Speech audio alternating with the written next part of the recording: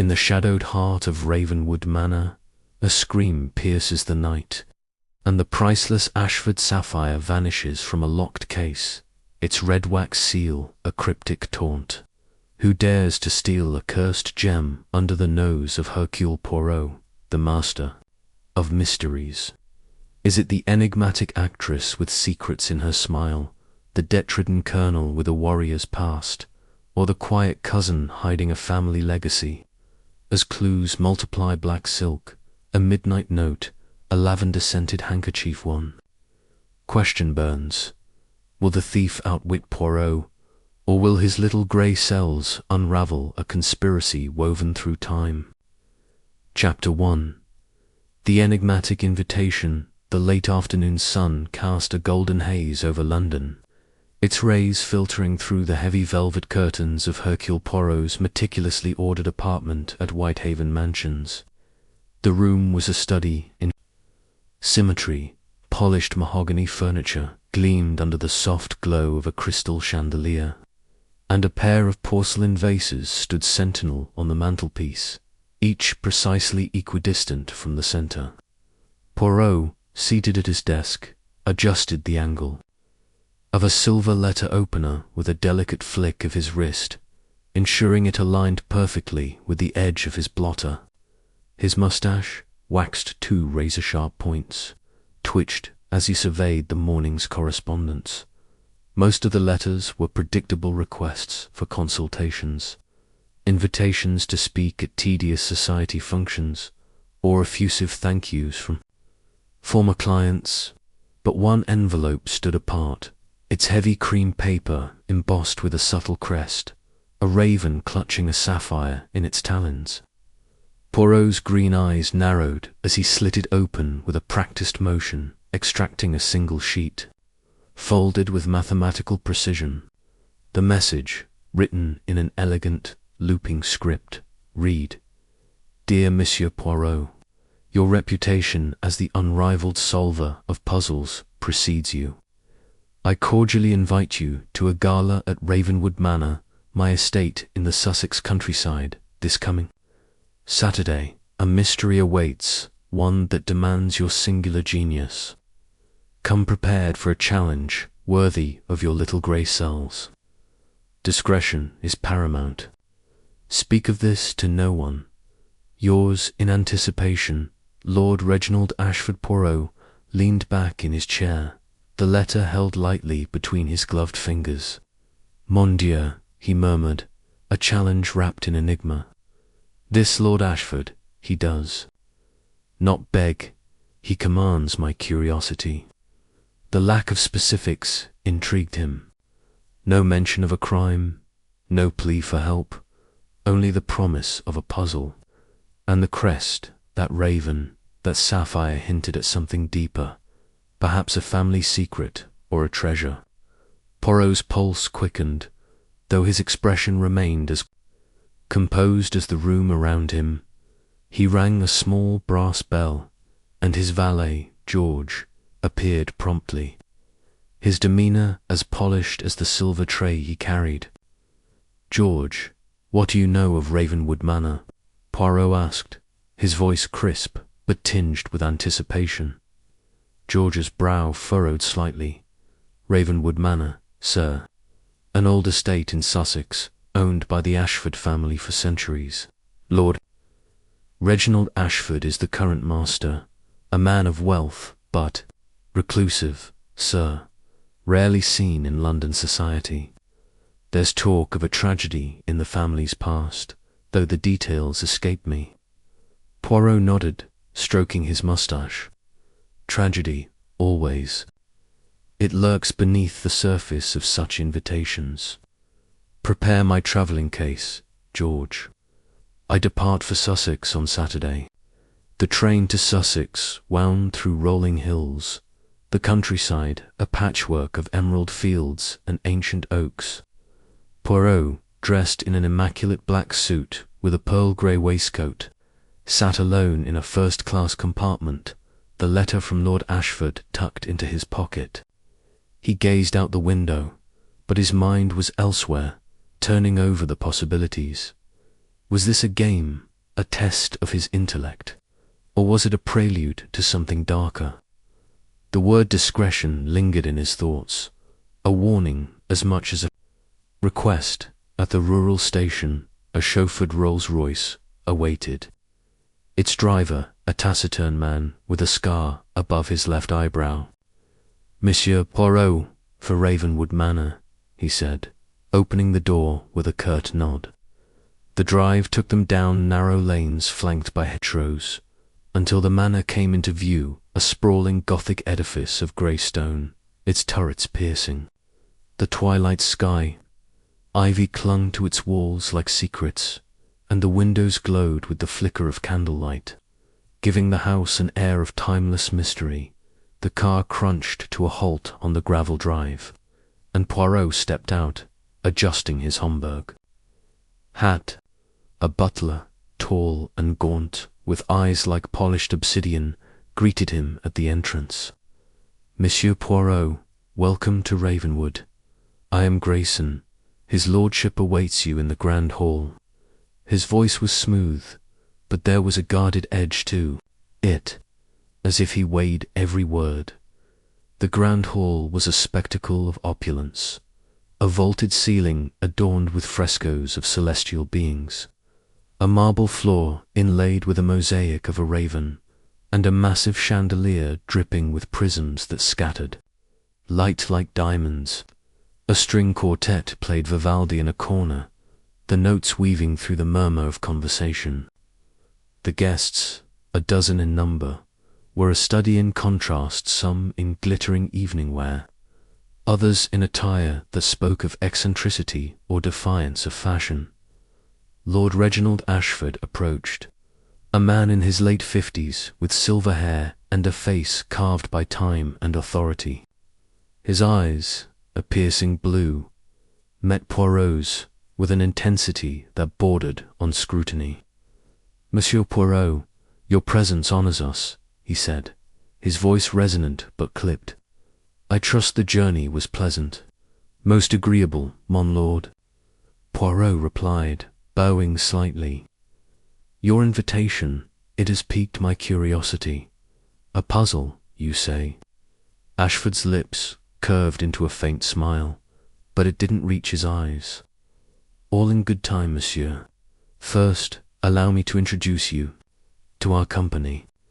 He gestured toward the guests, who had begun to take notice of the diminutive Belgian with the impeccable moustache. The first was Colonel Harold Vance, a barrel-chested man with a ruddy complexion and a booming laugh that seemed to rattle the chandelier. "Poirot, I heard of you. Cracked that diamond heist in Monte Carlo, didn't you?" he said, clapping Poirot on the shoulder with enough force to make a lesser man stagger. "C'est vrai," Poirot said, recovering his balance with a discreet step. "But tonight I am merely a guest, n'est-ce pas?" Next was Vivienne Leroux, an actress whose beauty was as commanding as her reputation. Her emerald gown shimmered as she extended a gloved hand, her smile both warm and calculating. "Monsieur Poirot, your fame precedes you," she purred. "I hope you find our little gathering diverting." Poirot kissed her hand with a flourish. "Mademoiselle, with such charm, diversion is assured." The third guest was Dr. Elias Mortimer, a scholar with a stooped posture and wire-rimmed spectacles perched precariously on his nose. His tweed suit was frayed at the cuffs, and his eyes darted nervously as he shook Poirot's hand. I study antiquities," he stammered. "The Ashford family has artifacts of interest." "Artifacts, monsieur." Poirot's tone was mild, but his gaze sharpened. "Perhaps we shall discuss them later." Others followed, a sharp-tongued dowager in black lace, a young heiress with a nervous giggle, a financier with a predatory grin. Each greeting was a performance, each smile a mask. Poirot catalogued their mannerisms, their hesitations, storing them in the vault of his mind. Something in the air felt off, like a note played slightly out of tune. Dinner was announced, and the guests moved to the dining room, a cavernous space dominated by a table set with silver and crystal. Poirot was seated between Vivian and the Colonel, a position that afforded him a view of the entire table. Lord Ashford presided at the head, his presence a quiet command. The meal was exquisite consomme, roasted pheasant, a sorbet that melted like a sigh-butt. Poirot's attention was on the conversation. The Colonel regaled the table with tales of his campaigns in India, his voice drowning out the clink of cutlery. Blasted heat, but the jewels in those Maharajas' palaces worth a king's ransom, he said, his eyes glinting. Vivian leaned toward Poirot, her voice low. He loves his war stories, but ask him about his debts, and he'll change the subject faster than a curtain call. Poirot's moustache twitched.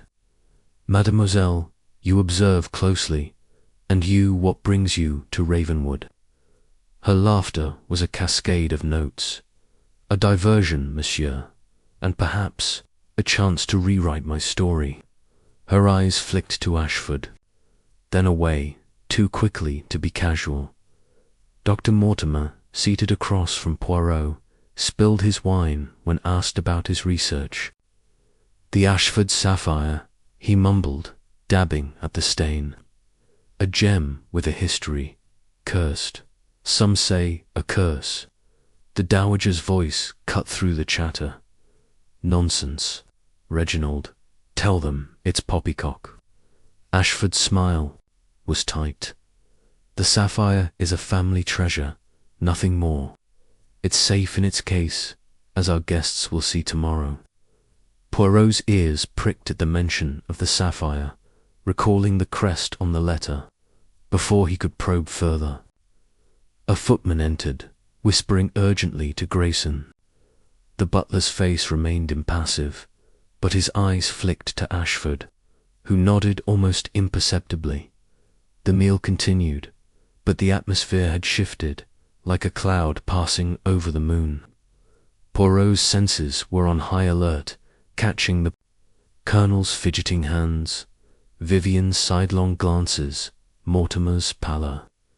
He sipped his coffee, its bitterness grounding him as his mind raced.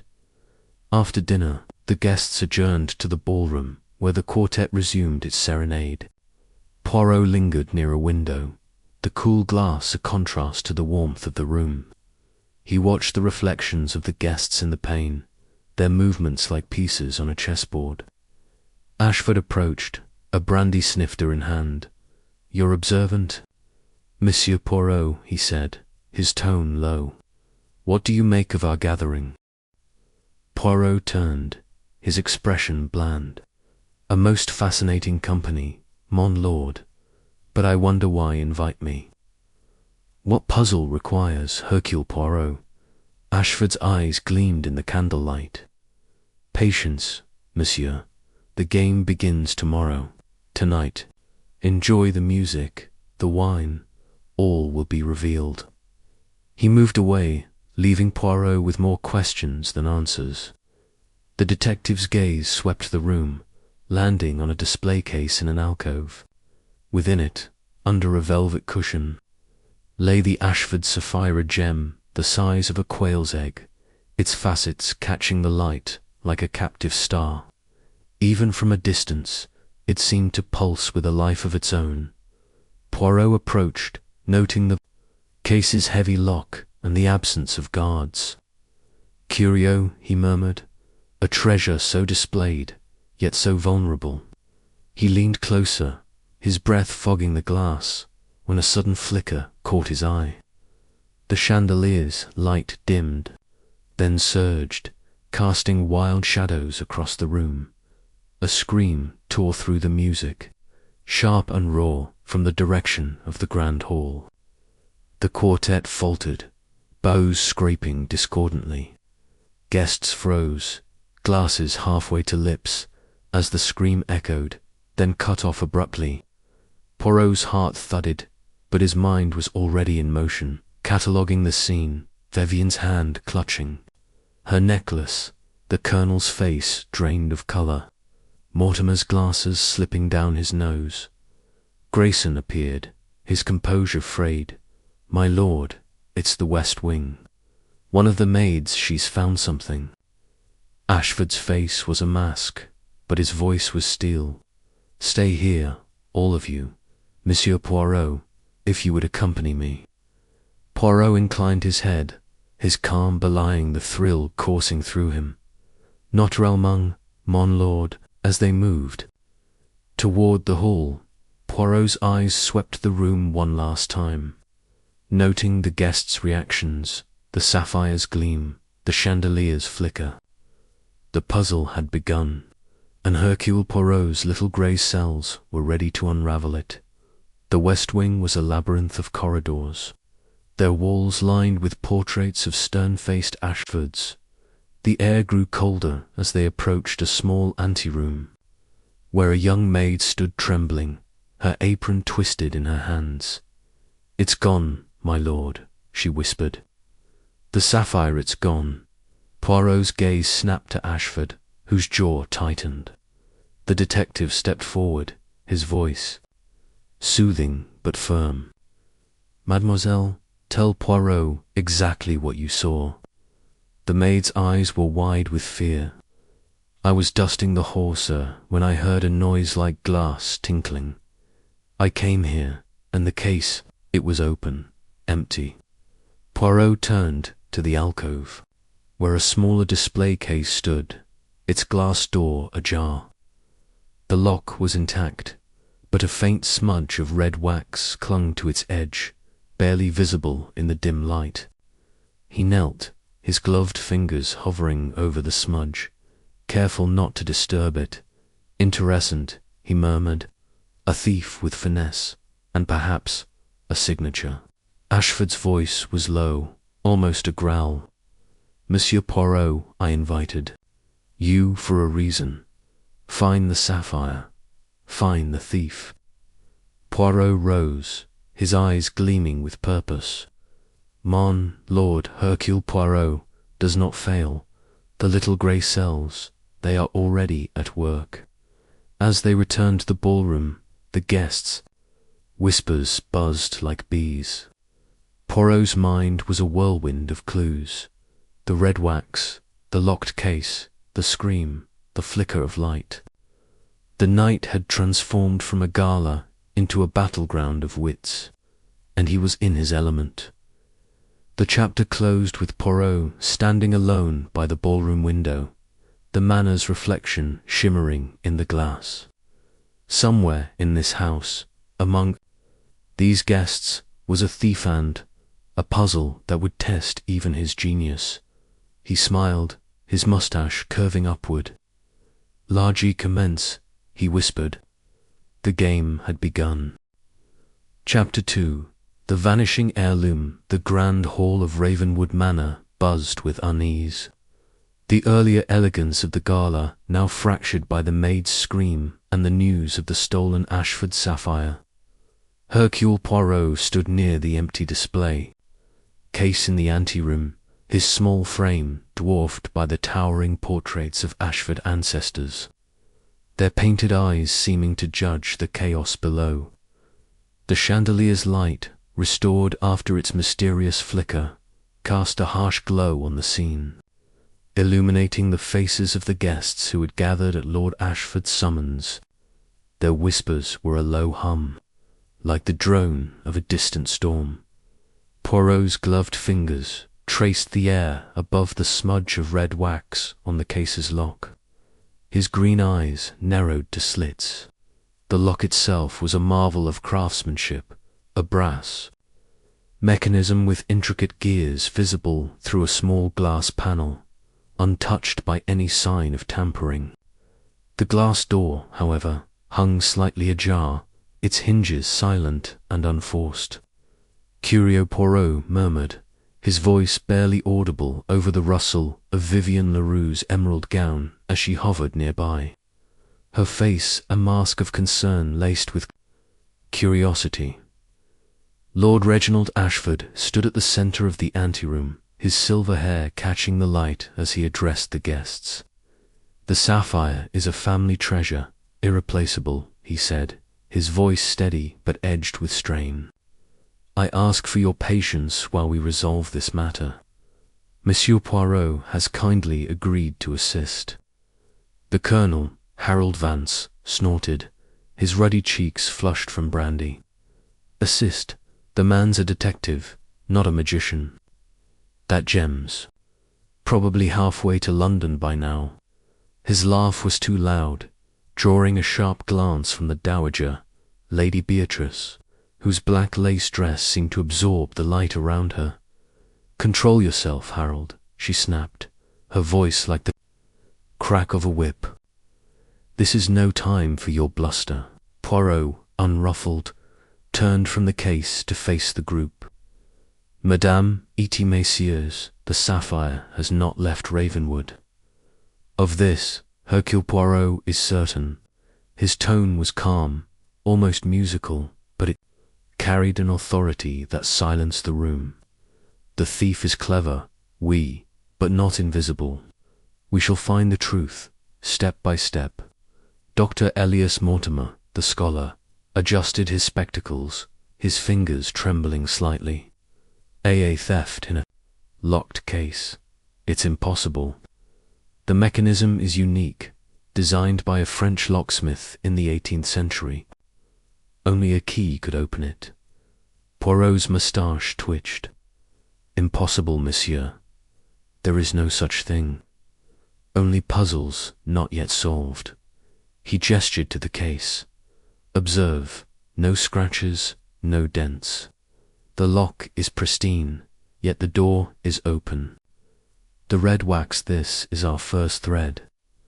Who among you has seen such wax before?" The guests exchanged glances, some wary, others puzzled. Vivian tilted her head, her golden curls catching the light. "Red wax, like sealing wax. I've seen it in old letters, but not here." Her voice was smooth, but Poirot noted the slight tightening of her gloved hand around her fan. The young heiress, Clara Winthrop, spoke up, her voice high and nervous. Could it be part of the gala, a jest, perhaps? Her giggle was met with a withering look from Lady Beatrice, and she fell silent, her cheeks flushing. Poirot's gaze lingered on Clara for a moment, then swept across the others. "A jest, Nan. The sapphire is no trinket. Its theft is deliberate, planned with precision. But why? That is the question we must answer." Ashford cleared his throat. "Monsieur Poirot, may I suggest we adjourn to the library? Grayson will ensure the staff are questioned, and we can discuss this privately." Poirot nodded accord. "The library will do. But first, I must examine the scene further. Grayson, you will ensure no one enters this room." The butler bowed, his face impassive. "Of course, sir." As the guests filed out, Poirot knelt again by the case, his eyes scanning every detail. The red wax was not merely a smudge, it formed a faint crescent, as if pressed by a signet ring. He produced a small magnifying glass from his pocket, its silver frame glinting as he peered closer. The wax was fresh, its surface unmarred by dust, suggesting it had been applied within the hour. Nearby, on the floor, he spotted a single thread of black silk, almost invisible against the dark wood. He plucked it with a pair of tweezers and tucked it into a small envelope. His movements precise as a surgeon's. Rising, he turned to the maid, who lingered near the doorway, her eyes wide. "Mademoiselle, your name?" "Ellen, sir," she whispered, twisting her apron. "Ellen, you heard a noise. Oui. Describe it, exactly." She swallowed hard. Like glass, sir. A soft clink, then a sort of scrape. I thought it was a tray falling, but when I came, The case was open. Poirot's eyes softened, but his voice remained firm. And the scream, "It was yours." "Yes, sir. I saw the empty case, and I panicked." "Bon, you did well to alert us. Now, go to Grayson. Tell him Poirot requests a list of all who passed through this hall tonight." As Ellen hurried away, Poirot turned back to the case, his mind racing. The clink of glass, the scrape, the wax saw, pointed to a thief with access and cunning. But the scream, was it truly panic or a distraction? He filed the thought away, his little grey cells already weaving connections. In the library. The guests had settled into her backed chairs, their faces a gallery of emotions. Ashford's stoic resolve, Vivian's poised curiosity, the Colonel's restless energy, Mortimer's nervous fidgeting. The room was a sanctuary of knowledge, its walls lined with leather-bound tomes, and a massive fireplace casting a warm glow. A portrait of a stern Ashford matriarch hung above the mantel, her eyes seeming to follow Poirot as he entered. Ashford poured brandy from a decanter, offering a glass to Poirot, who declined with a polite wave. "Nan, mercy.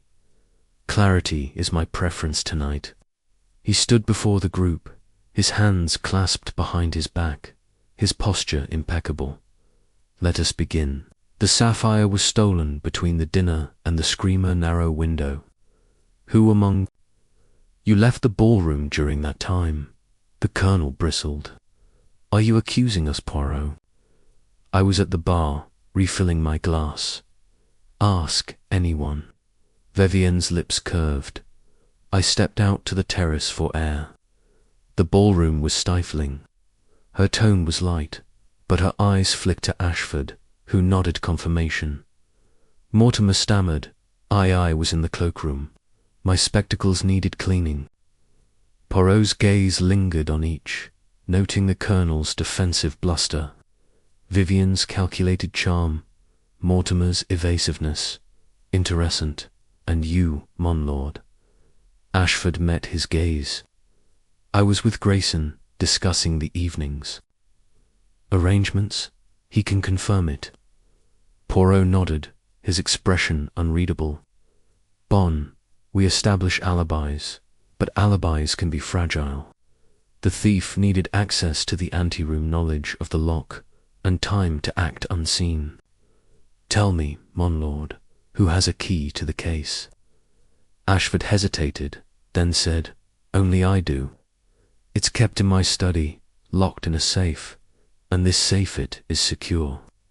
"As secure as the Bank of England," Ashford replied, but a flicker of doubt crossed his face. Poirot turned to the group. "Mes amis, the sapphire is not merely a gem. It is a symbol, a motive. Who among you knows its history?" Mortimer cleared his throat, his voice steadier now. "It's legendary. Mind. In Ceylon, brought to England in the 1700s. Some say it's cursed, every owner has met misfortune. I've studied its provenance for years," the dowager scoffed. "Superstition, it's a jewel, nothing more." "Reginald, you indulge this nonsense." Ashford's jaw tightened. "It's a family heirloom, Beatrice. Its value is beyond price." Eyes gleamed. Precisement and value breeds desire. Someone desired it enough to steal it. But how? The lock is untouched, the glass unbroken. This is no amateur's work. Vivian leaned forward, her voice low. "Monsieur Poirot, could it be an inside job? A servant, perhaps?" The Colonel grunted. "Or one of us. Plenty of debts around this table, eh?" His gaze swept the room, lingering on Clara, who blushed and looked away. Poirot raised a hand. "Patience. We do not accuse without evidence. The wax, the thread, the timing, these are our clues. Tomorrow I shall examine the manor further. For now, Mesdames et Messieurs, remain vigilant. The thief is among us." As the guests dispersed, Poirot lingered in the library, his gaze on the portrait above the mantel. The matriarch's eyes seemed to hold a secret, her lips curved in a knowing smile. He approached, noticing a faint inscription at the frames. "Edge, veritas, in umbrous truth, in shadows." "Oui," Poirot whispered, his moustache twitching. "The truth hides, but Hercule Poirot will find it." He stepped into the corridor, the manor silence pressing around him. The red wax, the black thread, the locked case, they were pieces of a puzzle, each unique, each vital. The thief had made their move, but Poirot's game was just beginning. As he retired to his room, the weight of the mystery settled over him, thrilling and daunting. The sapphire was gone, but its trail was fresh, and Poirot's little grey cells were already at work, poised to unravel the enigma of Ravenwood Manor. Chapter 3. Shadows of Secrets. The morning sun struggled through the heavy clouds over Ravenwood Manor, casting a pale light across the estate's manicured lawns.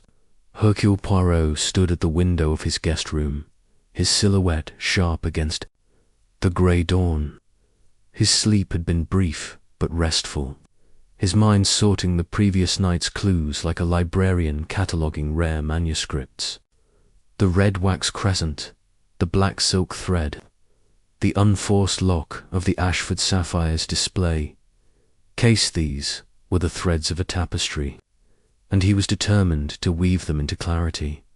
Dressed in a charcoal suit with a lavender tie, adjusted his pocket square and descended to the breakfast room, where the guests were already assembled. The air was thick with tension, the clink of porcelain and silver punctuated by strained silences. Lord Reginald Ashford sat at the head of the table, his face a mask of resolve, though his fingers drummed lightly on his coffee cup. Vive Leroux, radiant in a cream silk blouse, chatted with Clara Winthrop, whose nervous laughter grated like a Mistrock piano key.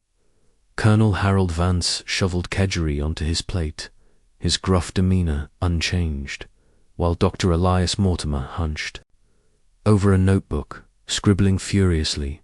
Poirot took his seat, accepting a cup of steaming coffee from a footman. "Bonjour, mes amis," he said, his voice bright but edged with purpose. A new day, and with it, new opportunities to uncover the truth. Lady Beatrice, seated across from him, arched a silver eyebrow. "Truth, Monsieur Poirot, I'd wager. The truth is that one of these fools saw a shiny bauble and couldn't resist." Her gaze swept the table, lingering on the colonel, who snorted but said nothing. Poirot smiled faintly.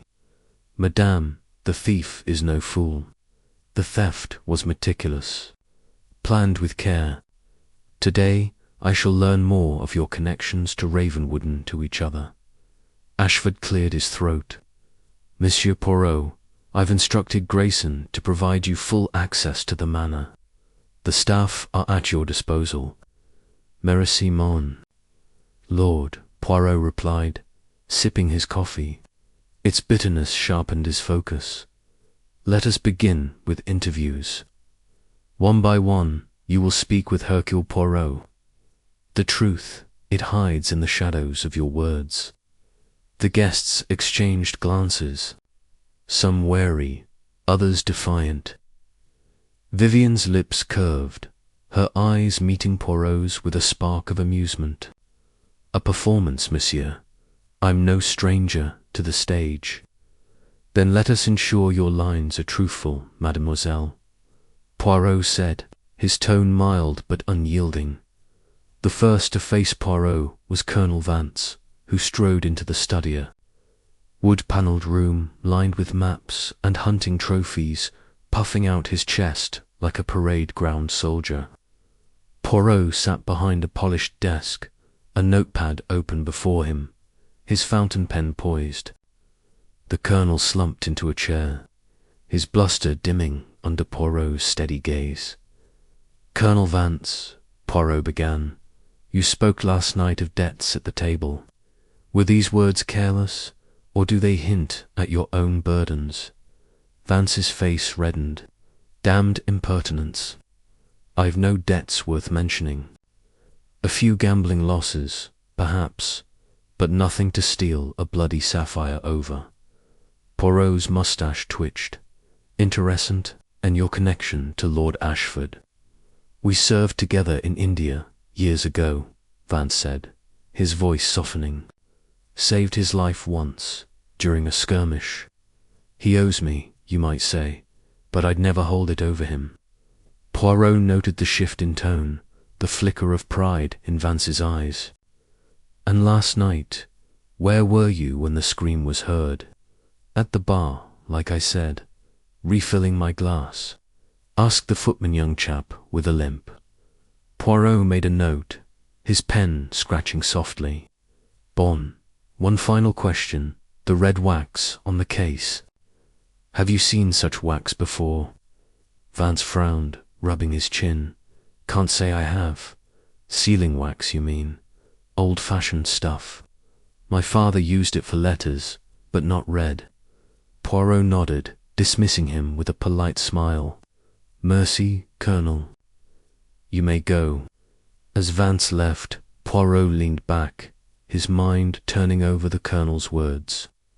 The debt, the wartime bond, the barrage was a piece, but none yet fit the puzzle. He sensed truth in Vance's bluster, but also omission. Like a melody missing a note, Vivienne Leroux entered next, her presence filling the room like a spotlight. She sat gracefully, crossing her legs and tilting her head, her smile both inviting and guarded. "Monsieur Poirot, you've a knack for making one feel exposed," she said, her voice a low purr. Poirot's eyes gleamed. "Mademoiselle, the stage reveals all, does it not? Tell me, why are you at Ravenwood?" Her smile faltered, then returned. "Reginald Lord Ashford invited me. We met at a charity gala in London. He's a fan of my work, or so he claims." She leaned forward, her voice dropping. "But I suspect he wants more than my autograph. Men like him always do." Poirot's expression remained neutral. "And the sapphire, does it interest you?" Viv laughed, a cascade of notes. "It's stunning, but I have no use for cursed gems. My jewels are earned, not stolen. And last night," Poirot pressed, "you were on the terrace." "Yes, for air. The ballroom was a furnace, and Clara's giggling was driving me mad." She paused, her eyes narrowing. "I saw someone near the west wing, a shadow, moving quickly, too dark to see who." Poirot's pen paused, curio. "A shadow, you say? Male, female?" "Couldn't tell. They vanished around the corner." Her gaze held his, unflinching. Poirot nodded, noting her precision, her calm. "The red wax, mademoiselle, familiar to you?" She shook her head, her curls bouncing. "Not at all, though I once played a countess in a play who sealed her. Letters with red wax. A prop, of course." Poirot dismissed her, his mind alight. Vivienne's shadow was a new clue, but her poise suggested rehearsal, as if she'd anticipated his questions. A shadow near the west wing, truth or deflection? Dr. Mortimer was next, his nervous energy a stark contrast to Vivienne's composure. He clutched a leather-bound book, his knuckles white. Poirot gestured to the chair, his voice soothing. "Monsieur, be at ease. Tell me of your work." Mortimer's eyes darted to the book. "I study antiquities gems mostly. The Ashford sapphire is unique. Its provenance is murky, tied to a prince in Ceylon. I've written papers on it." Poirot leaned forward, and this curse Mortimer swallowed. Legend, mostly. Owners have died accidents, suicides. Coincidence, I think, but the stories persist. And your presence here? Poirot asked, his tone gentle but probing. Ashford invited me to catalogue his collection. He trusts my expertise.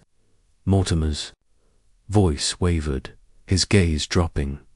Poirot's eyes sharpened. Last night, you were in the cloakroom. Why, yes. My spectacles were smudged. I was there when the scream came, and the red wax. Mortimer blinked. Wax? No, I've seen it in archives, sealing old deeds, but not here. Poirot dismissed him, his mind cataloguing Mortimer's hesitations.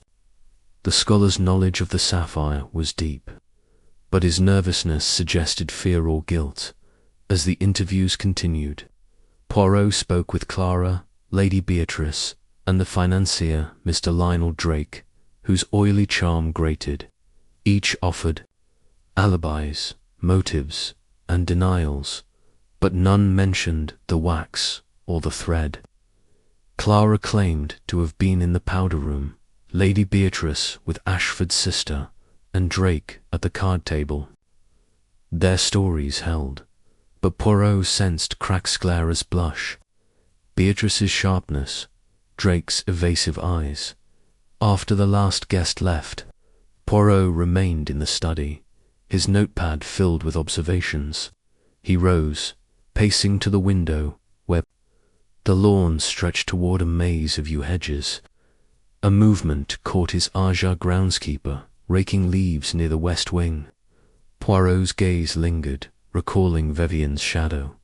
He stepped into the corridor, intending to find Grayson, when a glint on the floor stopped him. Bending, he retrieved a torn scrap of paper, its edge singed.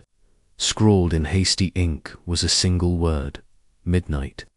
He tucked it into his envelope, his pulse quickening. Mon Dieu, he murmured, the thief plans by night. Returning to the library, Poirot found Ashford alone, staring into the fire. Mon Lord, a question, Poirot said. The West Wing who has access? Ashford turned, his face shadowed. Only the staff, and myself. The guests were confined to the main house. And yet a shadow was seen, Poirot said, watching Ashford's reaction. Ashford's eyes narrowed. A shadow, who saw this? Poirot smiled faintly. That is for Poirot to know, for now. But the scrap of paper, this midnight it suggests. The theft was no impulse. Ashford's jaw tightened. Find the thief, monsieur. I trust your genius, Poirot bowed. The little grey cells, they do not rest. As he left the library, the manor's silence pressed around him. The scrap of paper, the shadow, the wax, the threaded clue was a star in a constellation, its pattern emerging slowly. The thief had struck at midnight, using knowledge and stealth. But who? Poirot's mind raced, his resolve hardening. The shadows of Ravenwood held secrets, and he would drag them into the light. Chapter 4. The locked room, riddled the air in Ravenwood Manor, grew heavier as the morning wore on. The clouds outside thickening into a brooding grey. Hercule Poirot stood in the grand hall, his polished shoes gleaming against the raven mosaic floor, his mind a whirl of connections. The red wax crescent, the black silk thread, the scrap of paper marked midnight. Each clue was a brushstroke in a painting not yet complete, but the scream from the previous night and the theft of the Ashford sapphire had set a rhythm to his thoughts, a tempo that demanded answers as the guests dispersed after breakfast. Their murmurs of unease trailing behind them, a new disturbance shattered the fragile calm. Grayson, the butler, appeared at the foot of the grand staircase, his normally impassive face creased with alarm. Monsieur Poirot, my lord, he said, his voice low but urgent. It's Dr. Mortimer. He's been found, unconscious, in the East Wing study. The door was locked. Lord Reginald Ashford, standing nearby with a folded newspaper, stiffened. Locked from the inside. Grayson nodded. The key was in the lock, on the inside, my lord. No one could have entered. Poirot's green eyes gleamed, his moustache twitching with anticipation. Mon Dieu, a locked room. The puzzle, it deepens. Lead me to this study, Grayson. The East Wing was a quieter part of the manor, its corridors lined with faded tapestries depicting pastoral scenes, their colours muted by time. The study door, heavy oak with iron fittings, stood closed, its key still in the lock. A small crowd had gathered Vivian Leroux, her face pale beneath her makeup, Colonel Vance, his fists clenched, and Clara Winthrop wringing her hands. Lady. Beatrice watched from a distance, her lips pursed in disapproval. Poirot approached the door, his movements deliberate. Mesdames et messieurs, step back, if you please. Poirot must see all. He examined the lock, noting its sturdy construction, then peered through the keyhole. The key blocked his view, confirming Grayson's claim. He turned to the butler. How was Dr. Mortimer discovered? One of the maids, Sir Grayson, replied. She heard a thud, then tried the door. When it wouldn't open, she fetched me. We called through the door, but there was no answer. Poirot nodded, his gaze sweeping the corridor. A faint smudge of red wax clung to the door's handle, its crescent shape identical to the one on the sapphire's case. Interesant, he murmured, producing his magnifying glass. The wax was fresh, its edges sharp, suggesting recent application.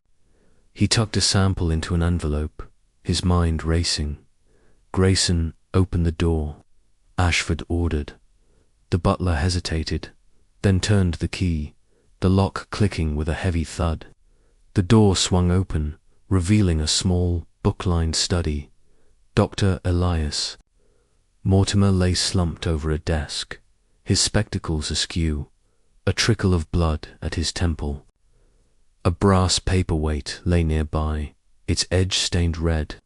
The room's single window was latched, its curtains drawn, and a faint, musty smell hung in the air.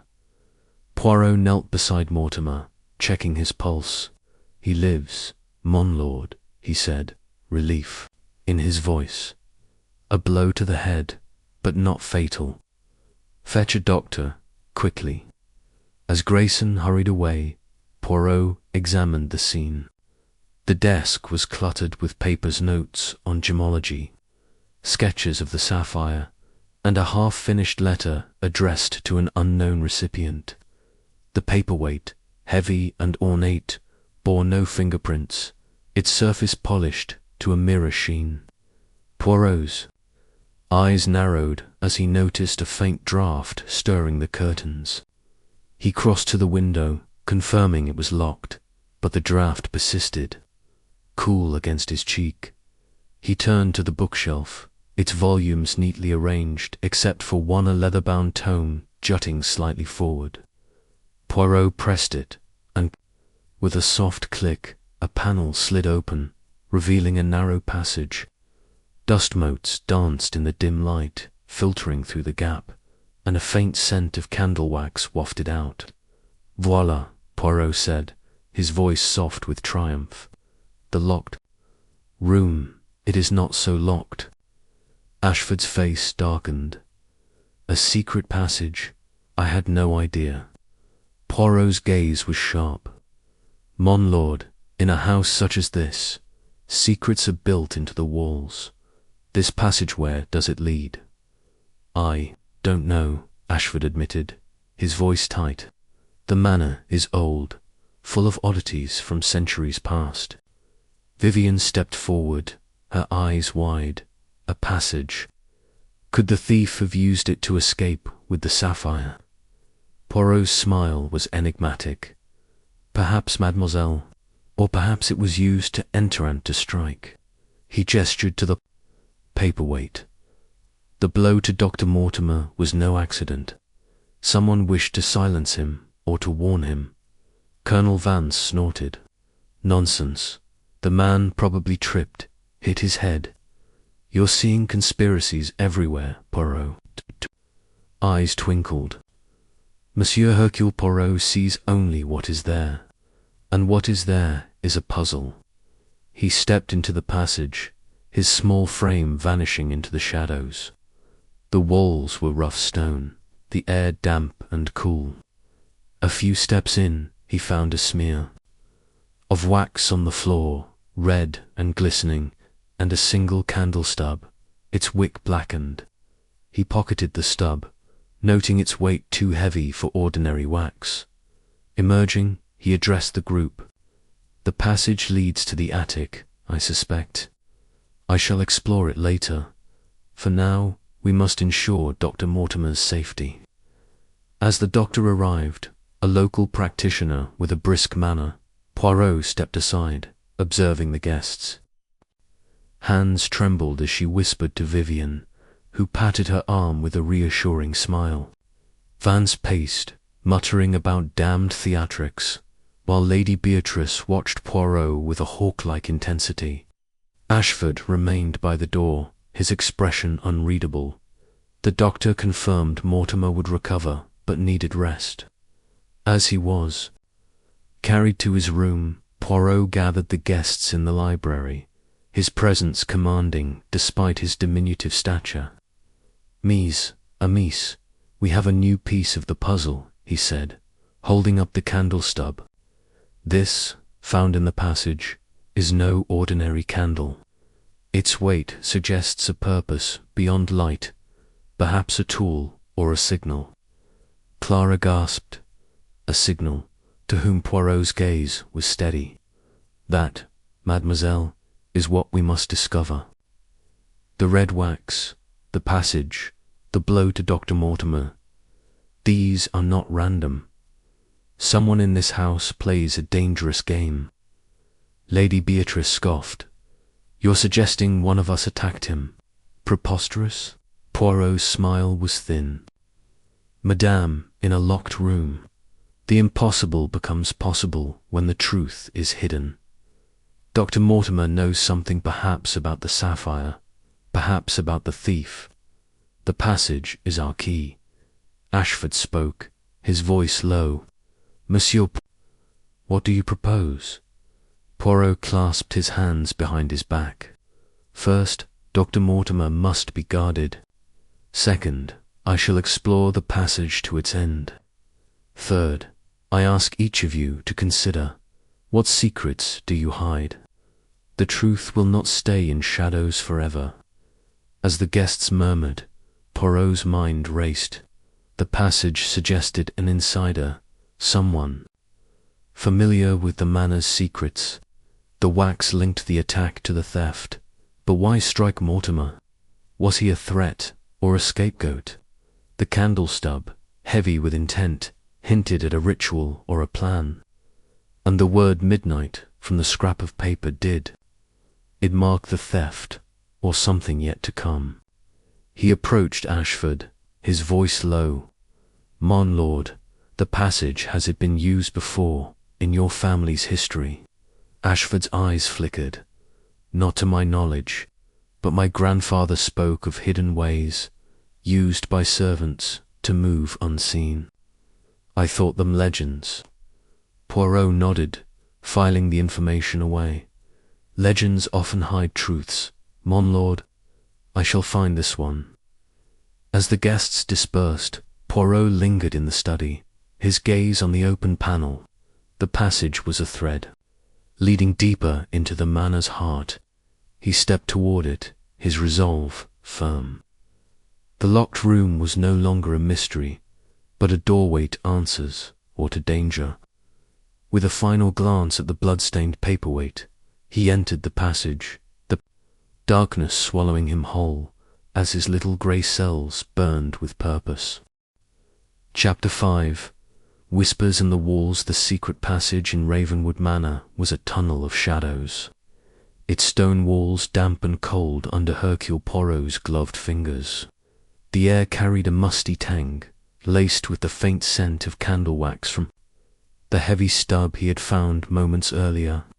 His polished shoes echoed softly as he moved deeper, guided by the beam of a small flashlight he had retrieved from his room. The passage twisted upward, its narrow confines forcing him to stoop slightly, a posture that offended his sense of dignity but sharpened his focus. The red wax, the black silk thread, the midnight scrap, and now the attack on Dr. Mortimer formed a constellation of clues, each glinting with potential meaning. The passage ended at a wooden trapdoor, its hinges rusted but recently oiled, suggesting Poirot pushed it open, emerging into the manor's attic, a vast, dusty space cluttered with crates, draped furniture, and cobwebs that shimmered in the faint light filtering through a cracked skylight. He scanned the floor, noting scuff marks in the dust and another smear of red wax, this one pressed into a crude oval near a stack of old trunks. Kneeling, he examined it with his magnifying glass, confirming its similarity to the marks on the sapphire's case and the study door. Encore, the Sire Rouge, he murmured, a signature or a taunt.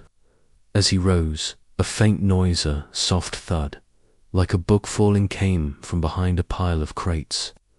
Poirot froze, his flashlight sweeping.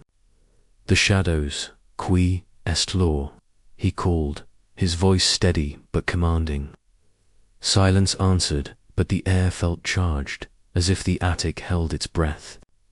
He moved cautiously, his senses alert, and found a single glove lying on the floor, its black leather embossed with a gold C. He picked it up with his tweezers, noting its fine stitching but worn edges, suggesting age.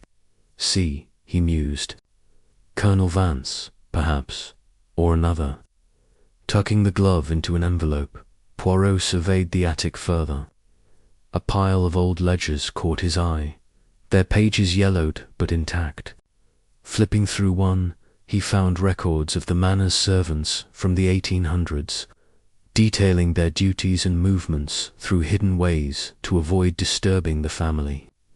The passages, it seemed, were a network, connecting key rooms across the manor. One entry mentioned a master key for the estate's locks, kept by the head butler. Poirot's moustache twitched. Could such a key have opened the sapphire's case? He descended via a narrow staircase, emerging in a service corridor near the kitchens. The manor was awake now, servants bustling with trays and linens, their faces tense with the news of Mortimer's attack and the theft. Poirot sought out Grayson, finding him in the butler's pantry, polishing silver with mechanical precision. "Grayson," Poirot said, his tone polite but firm, "these passages, how many are there?" Grayson's hands paused, his eyes guarded. "Several, sir. The manor was built with them for discretion. I know of 3 main routes to the attic, the west wing and the cellars, but there may be others, and a master key," Poirot pressed. "One that could open, say, a display case." Grayson's face tightened. "There was such a key, sir, in my grandfather's time. It's long gone, or so I was told." Poirot's gaze held Grayson's, searching for truth. "Merci, one more. Think the glove with the initial C. Does it belong to Colonel Vance?" Grayson hesitated, then shook his head. "The Colonel wears no gloves, sir. His hands are calloused, not suited to fine leather." Poirot nodded, dismissing him. The glove was a clue, but its owner remained elusive. The initial C could point to Clara Winthrop, but the glove's age suggested an older hand or a deliberate misdirection. Returning to the library, Poirot found Vivienne Leroux alone, leafing through a volume of poetry, her posture relaxed, but her eyes alert. She looked up as he entered, her smile teasing. "Monsieur Poirot, you've been exploring, haven't you? Find any ghosts in those dusty passages?" Poirot's lips curved. "Mademoiselle, the only ghosts are the secrets we carry. Tell me, have you seen a glove black leather, marked with a C?" Her brow furrowed, but her expression remained. "Smooth, a glove? No, I'm afraid not. Though Clara might have something like that, she's fond of dramatic accessories." Poirot noted her quick deflection. "And the passages, you've seen no one use them." Vivienne closed the book, her fingers lingering on its cover. "This old house is full of surprises, monsieur. But I've stayed in the light, not the shadows." Her tone was playful, but her eyes held a flicker of caution. Before Poirot could probe further, Colonel Vance burst in, his face flushed. "Poirot, they're saying Mortimer was attacked in a locked room." "Damned nonsense. The man's clumsy, probably bashed his own head." Poirot's gaze was calm but piercing. "Monsieur, the paperweight that struck Dr. Mortimer did not leap from the desk. And this," he held up the envelope with the glove, not revealing its contents. "This suggests someone was in the attic, perhaps watching, perhaps planning." Vance's eyes widened, then narrowed. "Attic? What's that got to do with anything? You're chasing shadows, man." Poirot smiled faintly. "Shadows, monsieur, often lead to light. Tell me, where were you this morning, before breakfast?" Vance bristled.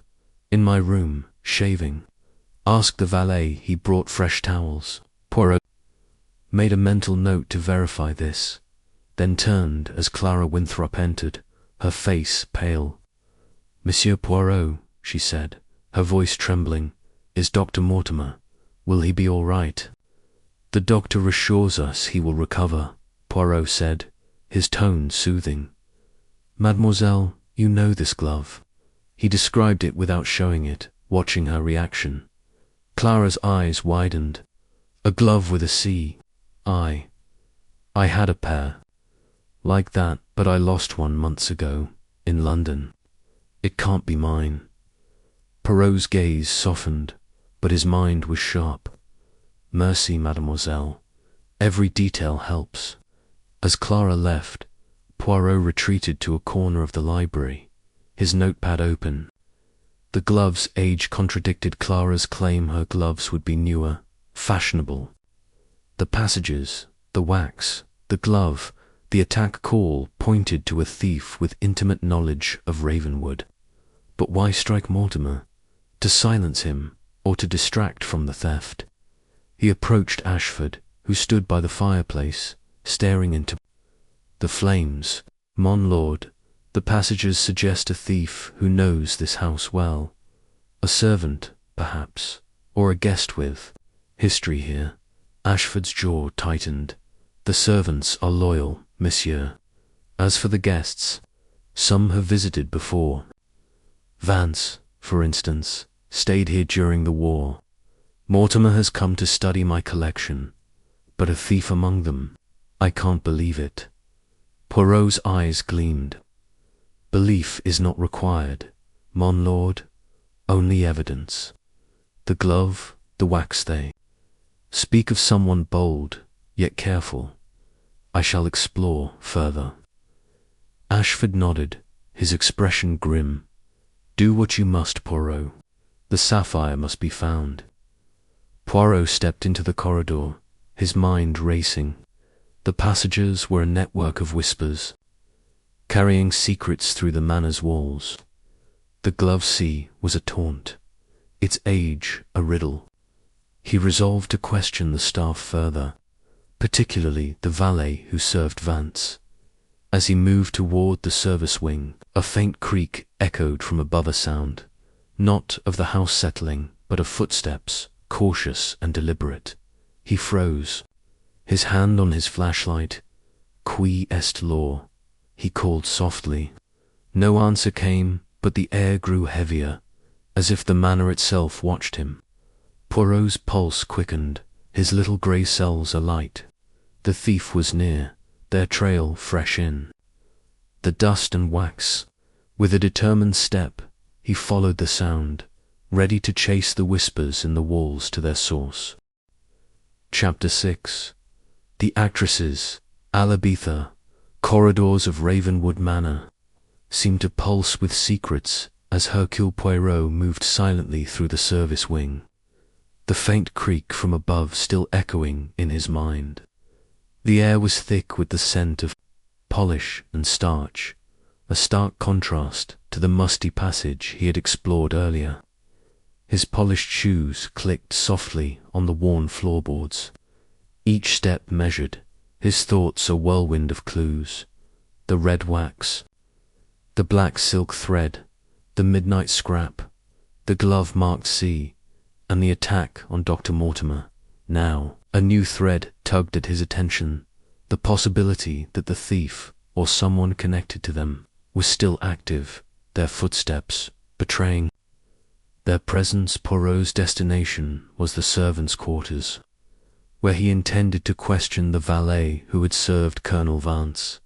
But as he rounded a corner, he caught sight of Vivienne Leroux, her cream silk blouse catching the dim light, as she slipped a folded note to a young footman. The exchange was swift, almost practiced, but Poirot's keen eyes missed nothing. The footman, a lanky youth with a slight limp, the same one Vance had mentioned, tucked the note into his pocket and hurried away. Mademoiselle Leroux, Poirot called, his voice soft but carrying an edge of authority. A moment, if you please.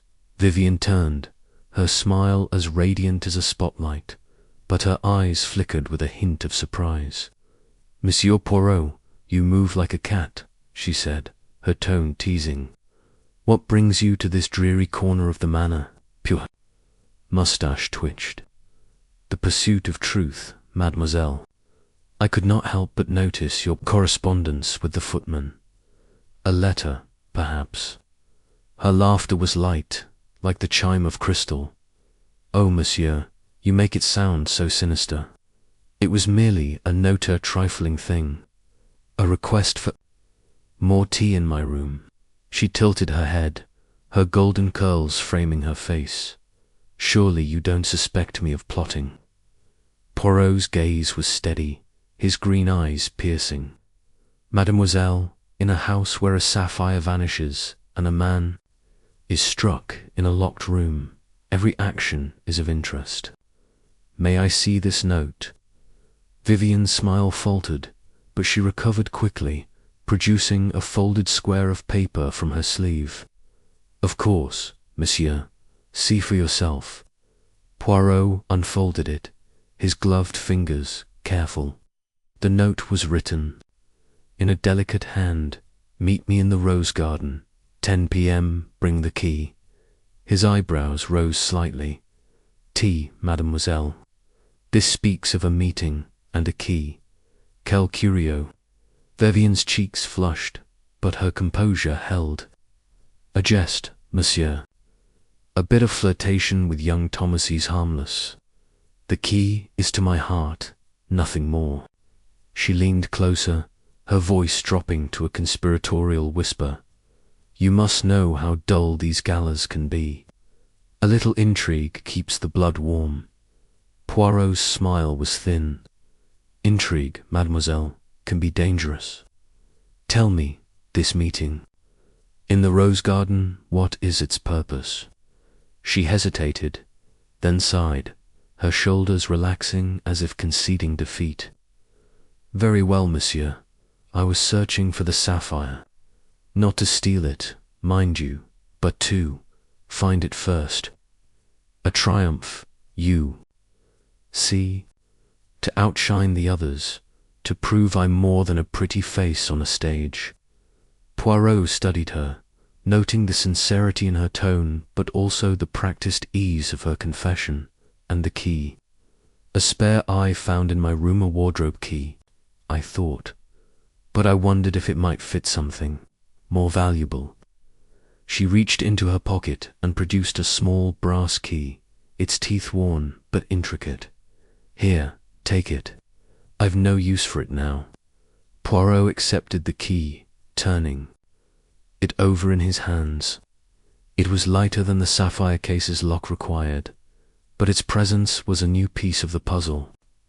Mercy, mademoiselle, your candor is noted.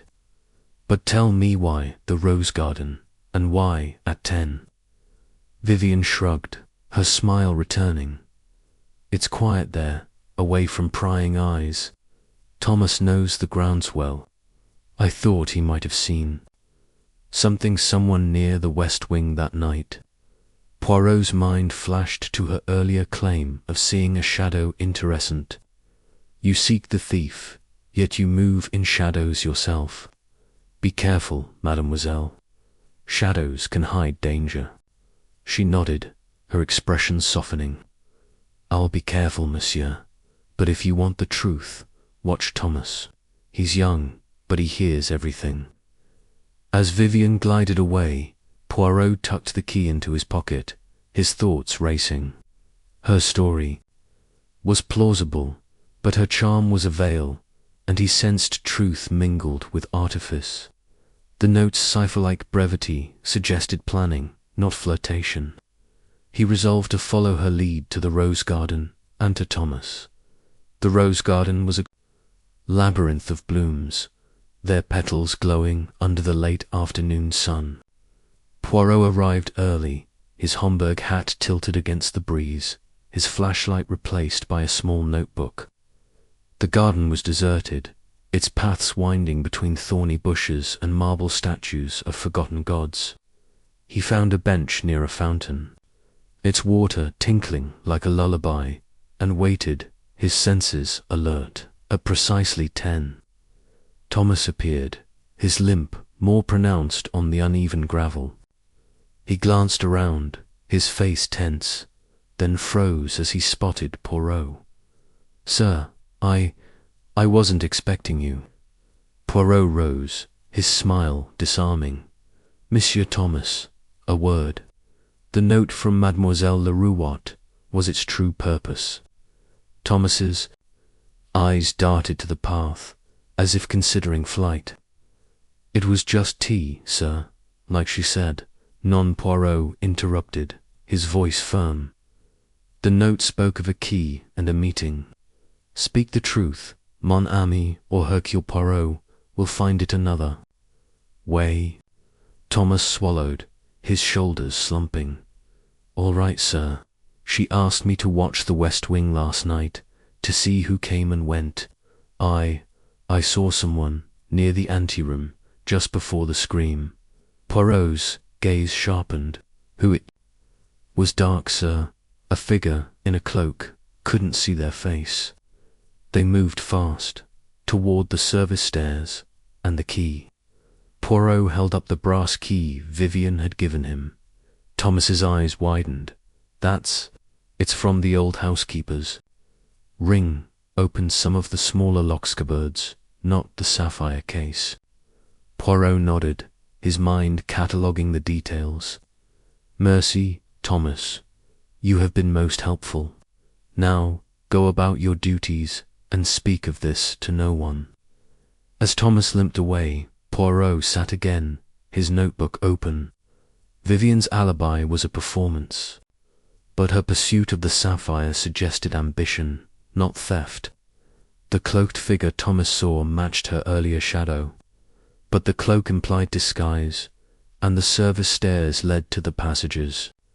The key, though not for the sapphire case, hinted at hidden compartments, perhaps where the gem was now concealed. He returned to the manor, seeking Colonel Vance, whose alibi of shaving that morning needed verification. The valet, a wiry man, named Jenkins, confirmed Vance's story, but added a detail. The colonel was agitated, sir, kept muttering about old debts and promises broken. Poirot's mustache twitched. Interessant, and you saw no glove with a C. Jenkins shook his head. "No, sir. The Colonel don't wear gloves. Says therefore, dandies." Poirot thanked him, his thoughts turning to the glove's age and its possible owner. Clara had denied it, and Vance seemed unlikely. Could it belong to an outsider or someone from the Manor's past? The passages suggested a thief with historical knowledge, perhaps tied to the master key Grayson had mentioned. As evening fell, Poirot stood in the grand hall, the raven mosaic underfoot seeming to watch him.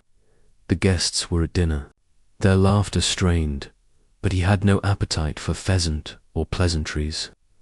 The cloaked figure, the key, the glove, the wax, they were threads in a tapestry, but the pattern eluded him. Vivian's confession had opened a door, but it led to more questions. Was she a hunter of the sapphire, or a pawn in a larger game? He resolved to stake out the rose garden again that night, to see if Vivian or Thomas returned or if the cloaked figure reappeared. As he moved toward his room, a faint scent of candle wax drifted from a side corridor, stopping him cold. He followed it, his flashlight beam cutting through the gloom, to a locked door marked storage. The key from Vivian fit perfectly, clicking open to reveal a dusty closet filled with old linens and a single red wax seal, pressed into the floor, its crescent glowing like a warning. Poirot's pulse quickened. "Lagis, continue," he whispered, his little grey cells ablaze. The thief was bold, leaving marks like breadcrumbs. He would follow them through shadows and secrets until the sapphire and the truth were his. Chapter 7. The midnight meeting. The night cloaked Ravenwood Manor in a velvet hush, broken only by the distant hoot of an owl and the creak of ancient timbers settling. Hercule Poirot stood concealed behind a marble statue in the rose garden, his black overcoat blending with the shadows. The air was crisp, scented with dew and the faint sweetness of roses, but his focus was razor-sharp, fixed on the path where Vivian Leroux had arranged to meet the footman, Thomas.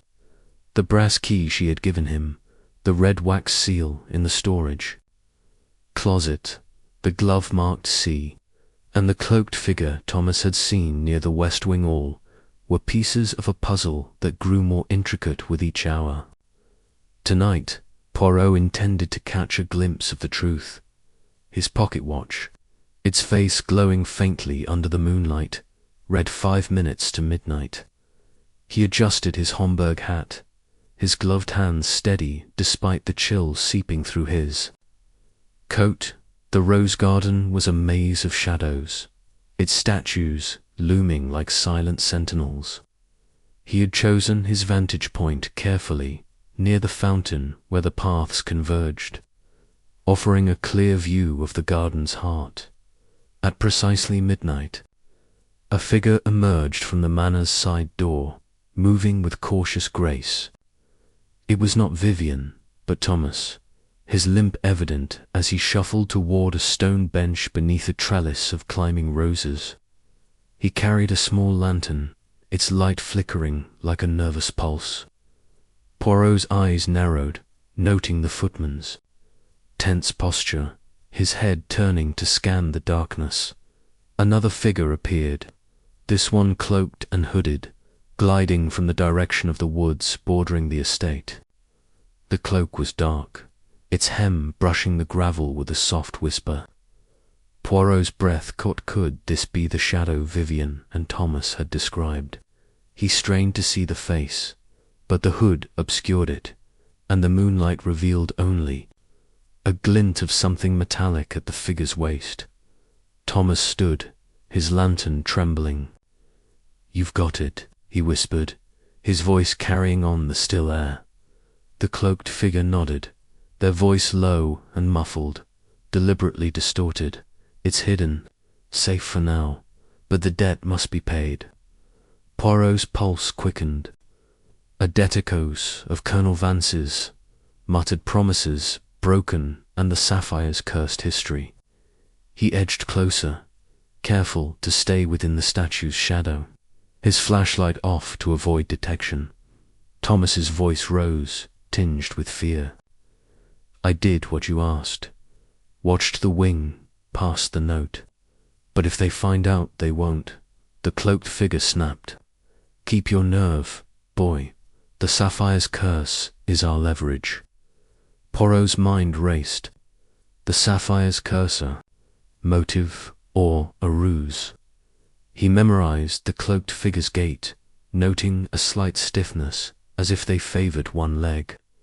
Before he could move closer, the figure turned, slipping back into the woods with startling speed. Thomas lingered, his lantern dimming as he extinguished it, then hurried back to the manor, his limp more pronounced in his haste. Poirot waited, counting to 60 to ensure the coast was clear, then stepped onto the path. His flashlight beam swept the ground where the cloaked figure had stood, revealing a monogrammed handkerchief, its white linen stark against the gravel. Embroidered in gold thread was a single letter, A.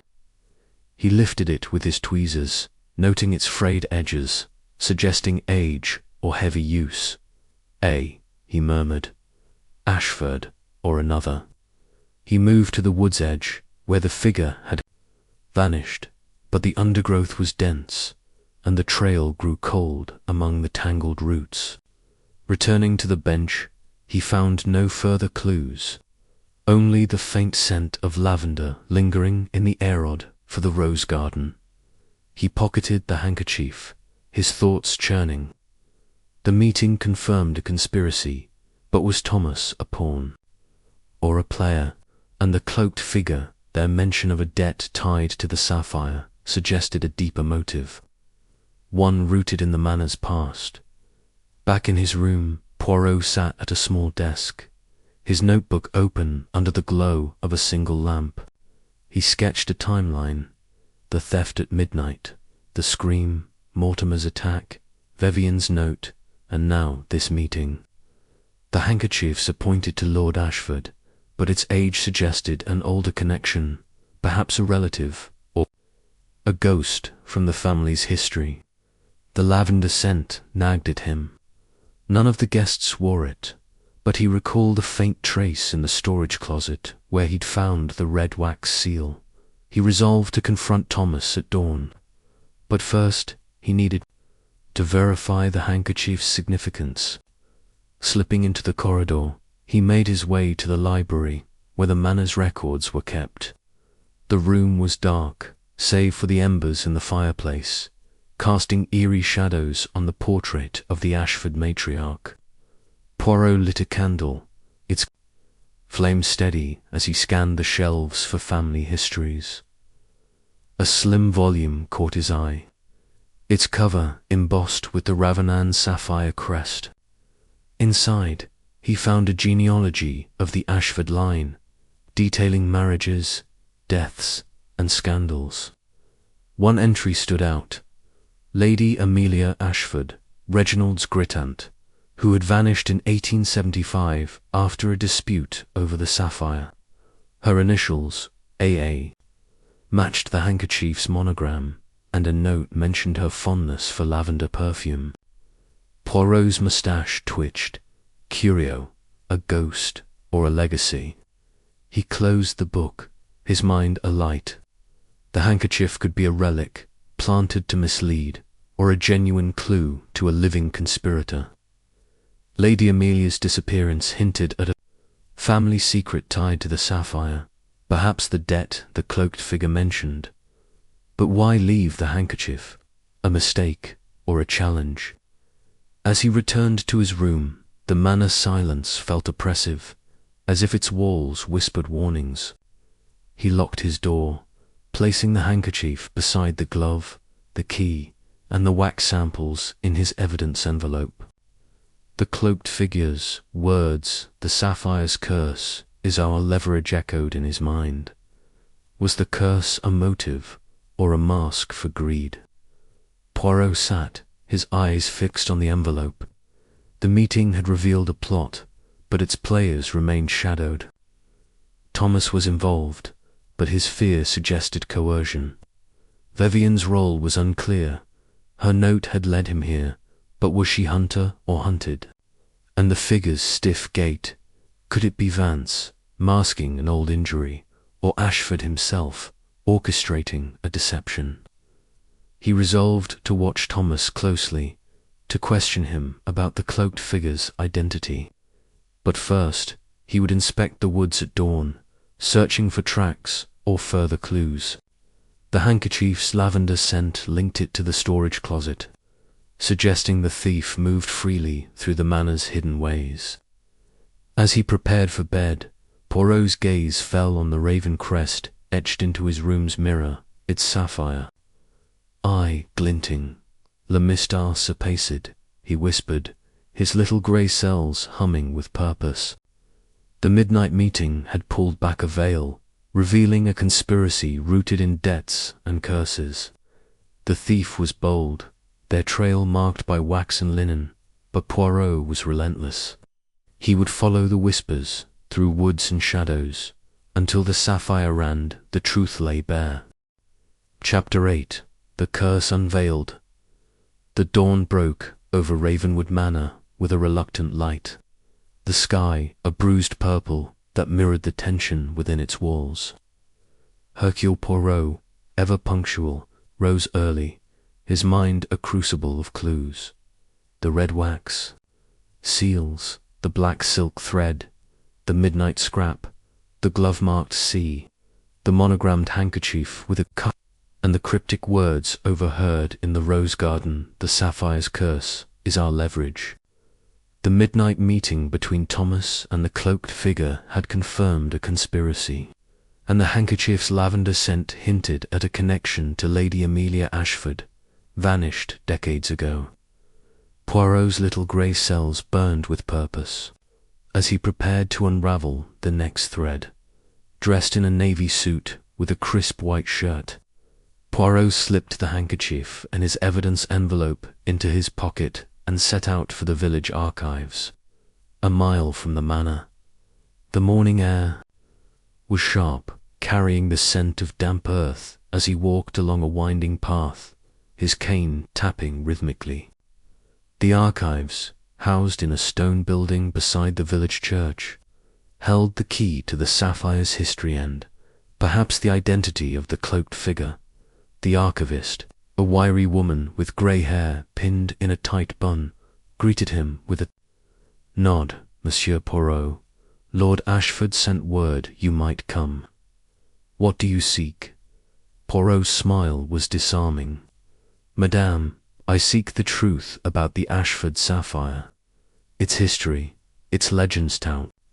She led him to a cluttered room lined with leather-bound volumes and dusty files. From a locked cabinet, she retrieved a folio marked with the raven and sapphire crest. The Ashford records, she said, her voice low. Not all are pleasant. Reading. Poirot settled at a table, his gloved hands turning pages with care. The sapphire's story unfolded. Mined in Salon in 1723. It was gifted to a British envoy, Sir Henry Ashford, who brought it to England. Its brilliance was matched by its curse owner's faced ruin, from bankruptcies to untimely deaths. A chilling entry detailed Lady Amelia Ashford's obsession with the gem in 1875. She claimed it was stolen from a foreign prince and demanded its return, sparking a family feud. Her disappearance followed, with rumours she had fled to join a secret society sworn to reclaim the sapphire for its rightful owners. Poirot's eyes narrowed at the mention of the society. A sketch in the margin showed their symbol, a crescent. Moon in red wax, identical to the seals he had found. Mon Dieu, he murmured. The waxit is their mark. The society, it seemed, was no myth, and its presence at Ravenwood suggested a motive beyond greed. He found a later entry, dated 1901, describing a theft attempt on the sapphire, foiled by a butler who noticed a red wax seal on a passage door. The thief, never caught, was suspected to be a society member. Poirot's pulse quickened. The parallels were striking history repeating itself, or a deliberate echo. Returning to the manor, he sought out Lord Ashford, finding him in his private study, a room of dark wood and heavy curtains. A locked cabinet stood in one corner, its brass fittings gleaming. Ashford looked up from a ledger, his face weary. "Monsieur Poirot, any progress?" Poirot's gaze was steady. "Mon lord, the sapphire's curse is no mere legend. The archives speak of a secret society, marked by red wax, dedicated to its return. Have you encountered such a group?" Ashford's jaw tightened. "Fairy tales, monsieur. My ancestors were superstitious, nothing more." Poirot tilted his head. "And yet, the wax appears on the case, the study door, the storage closet. A coincidence? None. Tell me, mon lord, this cabinet, does it hold family secrets?" Ashford hesitated, then unlocked the cabinet, revealing a stack of letters and a small journal. "These are old correspondences, nothing significant." Poirot's eyes gleamed as he spotted a red wax seal on one letter, its crescent unmistakable. "Permits more," he said, lifting it with care. The letter, dated 1876, was from Lady Amelia to an unknown recipient, urging them to protect the Society's mission. The journal, in her hand, detailed the sapphire's theft from a prince and the Society's vow to restore it, even at great cost. "Curio," Poirot said, his voice soft. "Lady Amelia did not vanish, she fled to pursue this cause, and now her symbol reappears, as does the theft." Ashford's face paled. "You think this society is active here?" Poirot nodded. "We, the cloaked figure, the wax, the handkerchief with a day suggest a living legacy. Someone among us knows more than they admit." Ashford sank into his chair. "Who, monsieur, who would do this?" Poirot's smile was enigmatic. "That, mon lord, is what I shall discover. But first, I must speak with Dr. Mortimer. His knowledge of the sapphire makes him a target or a suspect." He found Mortimer in his room, propped up in bed, his head bandaged but his eyes alert. The scholar flinched as Poirot entered, his spectacles slipping down his nose. "Monsieur Poirot, I don't remember much." The blow came from behind. Poirot sat, his posture impeccable. "Monsieur, your work on the sapphire, does it include this society, marked by red wax?" Mortimer's hands trembled. I've read of them. The Order of the Crescent, they called themselves. They believed the sapphire belonged to a royal line in Salon. I thought it folklore, but..." He hesitated, his voice dropping. "I found a letter in the library, hidden in a book. It mentioned a meeting here this weekend." Poirot's moustache twitched. A meeting. With whom, it didn't say. Only that the Society would act to reclaim what was lost. "I was going to tell Lord Ashford, but then..." He touched his bandage, wincing. Poirot leaned forward. "Monsieur, you are fortunate to live. The Society, or someone using its name, is bold. The handkerchief marked A, have you seen it?" Mortimer shook his head. "No, but Lady Amelia's name came up in my research. She was their leader, or so the stories claim." Poirot rose, his mind alight. The Society's presence was no longer a theory but a fact, its members or their successors active in Ravenwood. The handkerchief's A could be a tribute to Amelia, or a living Ashford's deception. He thanked Mortimer and returned to the grand hall, where the guests were gathering for luncheon. Vivian caught his eye, her smile teasing. "Monsieur Poirot, you look like a man who's found a secret. Care to share?" Poirot's gaze was calm but piercing. "Mademoiselle, secrets are like roses beautiful, but with thorns. Have you heard of the Order of the Crescent?" Her smile faltered, then returned, "A theatrical name. Sounds like something from one of my plays." "No, I've not heard of it." Poirot noted her quick recovery, filing it away. He turned to Colonel Vance, who was grumbling over a plate of cold cuts.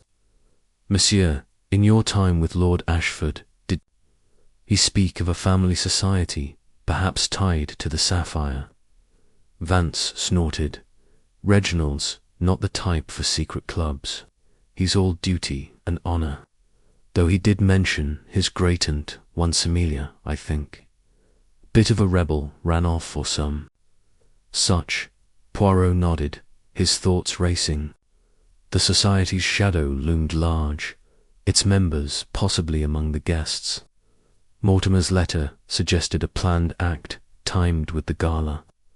The cloaked figure's words, "The debt must be paid," echoed the society's mission. But who led them? Now, as luncheon ended, Poirot slipped into Ashford's study, re-examining the journal. A hidden page, tucked in the binding, listed named society members from 1875. One stood out, Evelyn Ashford, a distant cousin. Poirot's pulse quickened. Evelyn was among the guests, a quiet woman with sharp eyes who had kept to herself. Could she be the cloaked figure, or a descendant carrying Amelia's torch? He closed the journal, his resolve firm. "The curse is unveiled," he whispered, "but the thief remains masked." He would watch Evelyn, question her subtly, and trace the society's trail. The red wax was their mark, the sapphire their prize. Poirot's little grey cells hummed, ready to pierce the shadows and claim the truth. Chapter 9. The Scholar's Deception. The afternoon light filtered through Ravenwood Manor's tall windows, casting intricate patterns on the polished floors. But the warmth did little to dispel the chill of suspicion that hung over the estate. Hercule Poirot sat in the library, his small frame poised in a high-backed chair, his notebook open before him. The clues were mounting. The red wax seals, the black silk thread, the midnight scrap, the glove marked C, the handkerchief with A, and the Order of the Crescent. A secret society tied to the Ashford sapphire's cursed history. The revelation of Evelyn Ashford's name in Lady Amelia's journal had sharpened his focus. But another figure demanded his attention, Dr. Elias Mortimer. The scholar whose attack in the locked study hinted at deeper involvement. Poirot's green eyes gleamed as he reviewed his notes. Mortimer's claim of amnesia was convenient, perhaps too convenient, and his knowledge of the sapphire and the Order made him a pivotal piece in the puzzle. The red wax seal on the study door, identical to those at the crime scenes, suggested a connection to the theft and, possibly, to the attack. Was Mortimer a victim, or had he staged the assault to deflect suspicion? He rose, adjusting his lavender tie, and made his way to Mortimer's room, where the scholar was recovering under the doctor's orders. The corridor was quiet, save for the distant clatter of servants preparing for dinner. Poirot knocked softly, and a weak voice called, "Enter." Mortimer sat propped against pillows, his spectacles perched on his nose, a book on gemology open on his lap. His face was pale, the bandage at his temple stark against his sallow skin. "Monsieur Poirot," he said, his voice trembling, I wasn't expecting you." Poirot's smile was gentle but probing. "Monsieur Mortimer, Hercule Poirot, comes to ensure your recovery and to seek the truth. Your knowledge of the sapphire is vast. Tell me, what did you find in that letter you mentioned, the one about the Order of the Crescent? Mortimer's hands clutched the book, his knuckles whitening. It was vague, monsieur. Just a mention of a meeting, a plan to reclaim the sapphire. I thought it was historical, not current. Poirot's gaze sharpened. Curio. And yet you were struck down in a locked room with a red wax seal on the door. A coincidence, perhaps. Mortimer flinched, his eyes darting to the window.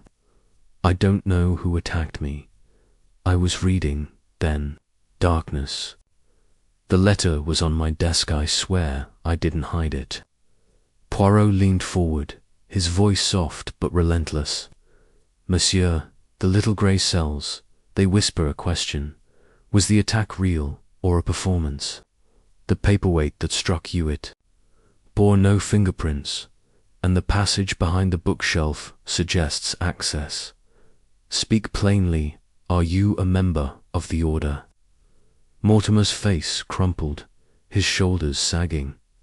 I am, monsieur, but not as you think. I joined years ago as a scholar to study the sapphire's history. The Order is small now, scattered.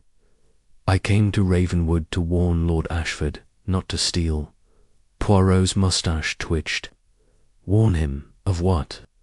The society believes the sapphire's curse is real, Mortimer said, his voice barely above a whisper. They think it must be returned to Ceylon, or the Ashfords will face ruin. I found their plans in the Laterra theft, timed for the gala. I was going to tell Ashford, but someone stopped me. Poirot's eyes gleamed. And this someone, did they leave the wax seal? I don't know, Mortimer admitted, but the seal is their mark. I've seen it in old documents, always. Tied to the Order's actions. Poirot nodded, his mind racing. Mortimer's confession confirmed the Order's activity, but his fear seemed genuine. Yet the locked room suggested staging why lock the door from the inside unless to create an illusion of impossibility. Monsieur, one more thing. The handkerchief marked A, does it belong to the Order? Mortimer shook his head. I've never seen it. But Lady Amelia used such monograms. It could be hers, or a copy. Poirot rose, his expression unreadable. Mercy, rest, monsieur. But know this, Hercule. Poirot sees through deception, and the truth will not hide. Leaving Mortimer, Poirot returned to the library, his thoughts a whirlwind.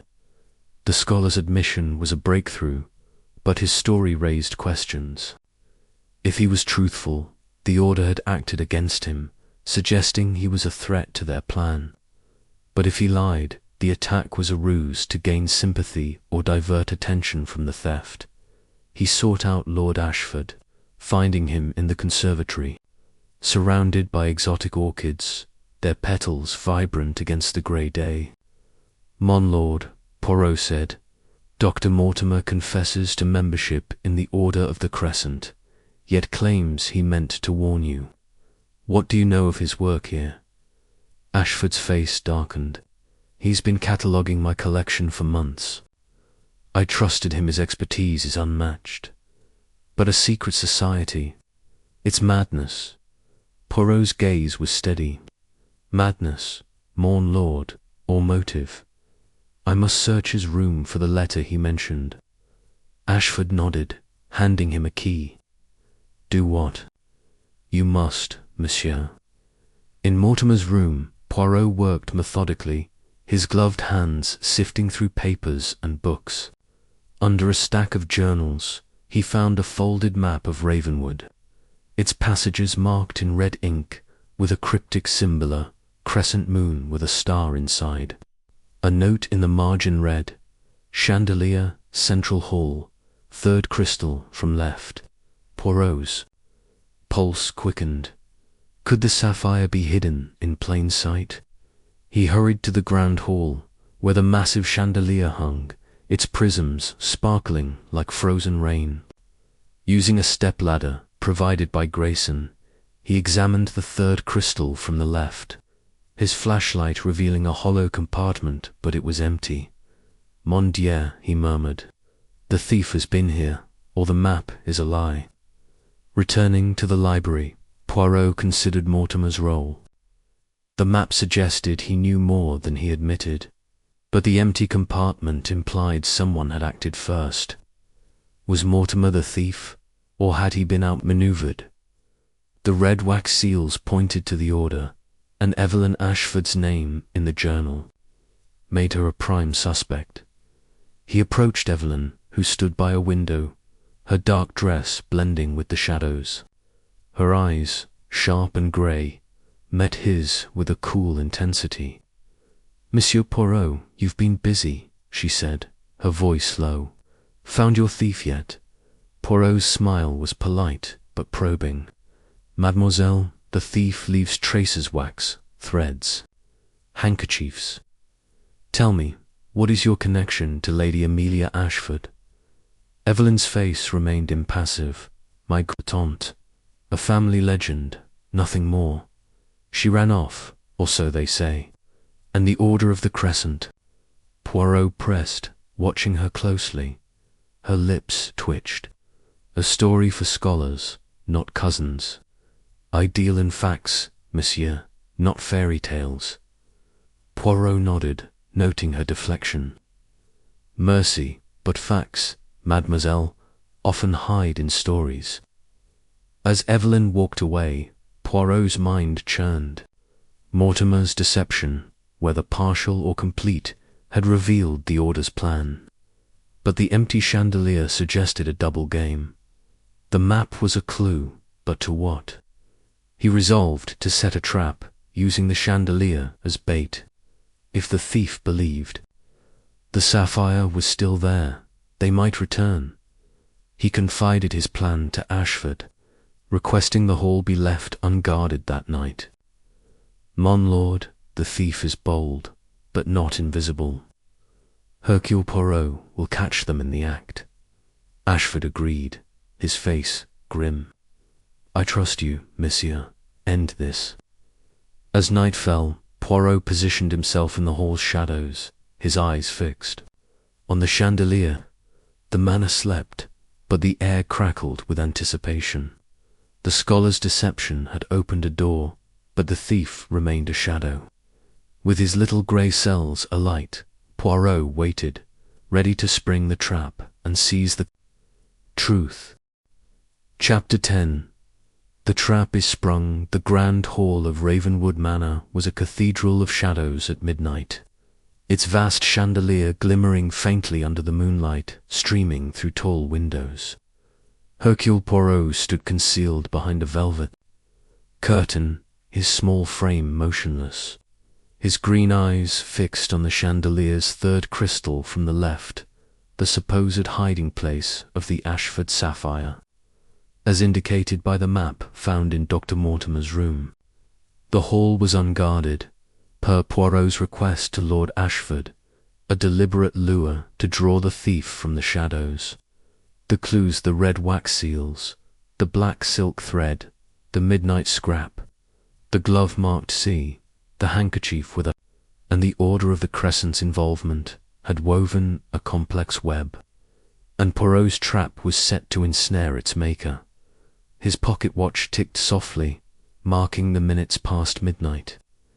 The manor was silent, save for the occasional creak of settling wood, each sound sharpening his senses.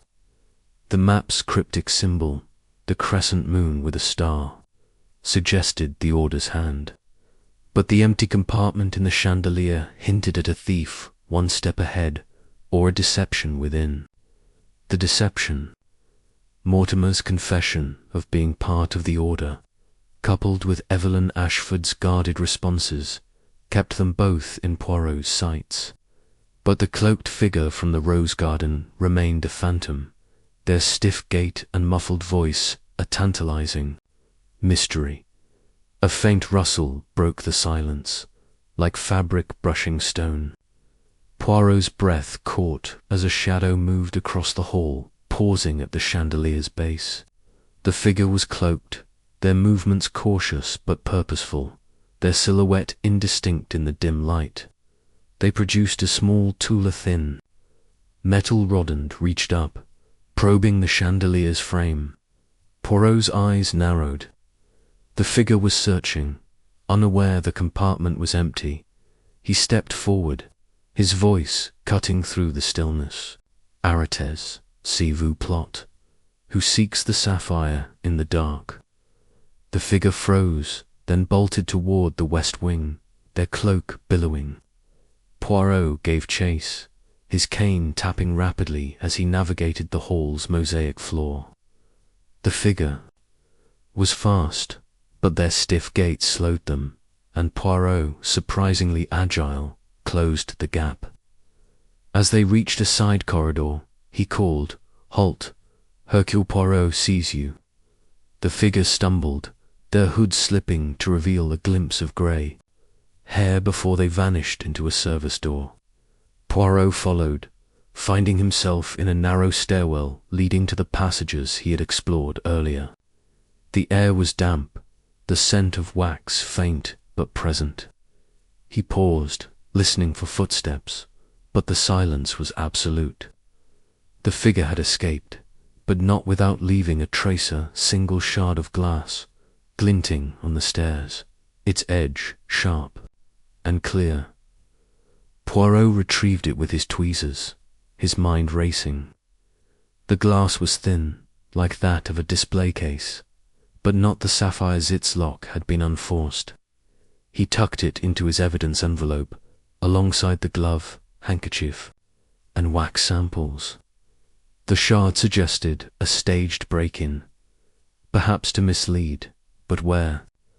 Returning to the hall, he examined the chandelier again, confirming the compartment was still empty. The figure's search meant they believed the sapphire was their roar. They were testing the trap, determined to force the thief's hand. Poirot sought out Lord Ashford at dawn, finding him in the conservatory, tending to his orchids with a distracted air. "Mon lord," Poirot said, his voice urgent, "we must act. I propose a deception of our own. Announce to the guests that the sapphire has been found hidden in the chandelier. The thief, believing their plan thwarted, will react and reveal themselves." Ashford's eyes widened. "A bold move, monsieur, but dangerous. If the thief is desperate," Poirot's smile was resolute. "Precisement, desperation unveils truth. Gather the guests after breakfast." At 9, the guests assembled in the library, their faces a gallery of curiosity and unease. Vivienne Leroux sat poised, her fingers toying with a pearl necklace. Colonel Vance slouched, his scowl deepening. Clara Winthrop fidgeted, her eyes darting. Evelyn Ashford stood by a window, her expression unreadable. And Lady Beatrice glared, as if the theft were a personal affront. Dr. Mortimer, still pale but ambulatory, clutched a book, his gaze avoiding Poirot's. Ashford cleared his throat, his voice carrying authority. "My friends, I have news, thanks. To Monsieur Poirot's genius, the Ashford sapphire has been recovered. It was hidden in the chandelier, just as he suspected." A murmur rippled through the room. Poirot watched closely, his eyes scanning for tells. Vivienne's fingers tightened on her necklace, her smile frozen. Vance's scowl softened, his eyes flicking to Vivienne with a hint of surprise. Clara gasped, her hand flying to her mouth. Evelyn's face remained impassive, but her shoulders stiffened. Mortimer's book slipped, his fingers trembling. Poirot stepped forward, his voice calm but commanding. "Madame et messieurs, the sapphire is safe, but the thief is not. There." Reaction to this news betrays them. Observe guilt wears many masks. Vance shot to his feet, his face red. This is a farce, Poirot. You're accusing us all now. Poirot's gaze locked on Vance, then shifted to Vivian, who was watching the Colonel with a calculating intensity. Monsieur, I accuse no one yet. But the thief knows the sapphire was not in the chandelier. Their surprise, or lack of it, speaks volumes. Vivian's laugh was brittle. Monsieur Poirot, you're a master of drama. But surely you don't suspect me. I've been nothing but cooperative. Poirot's moustache twitched. Mademoiselle, cooperation can be a performance. Tell me, why did you look to Colonel Vance just now? Her eyes widened, then narrowed. I didn't. You're mistaken, Vance growled.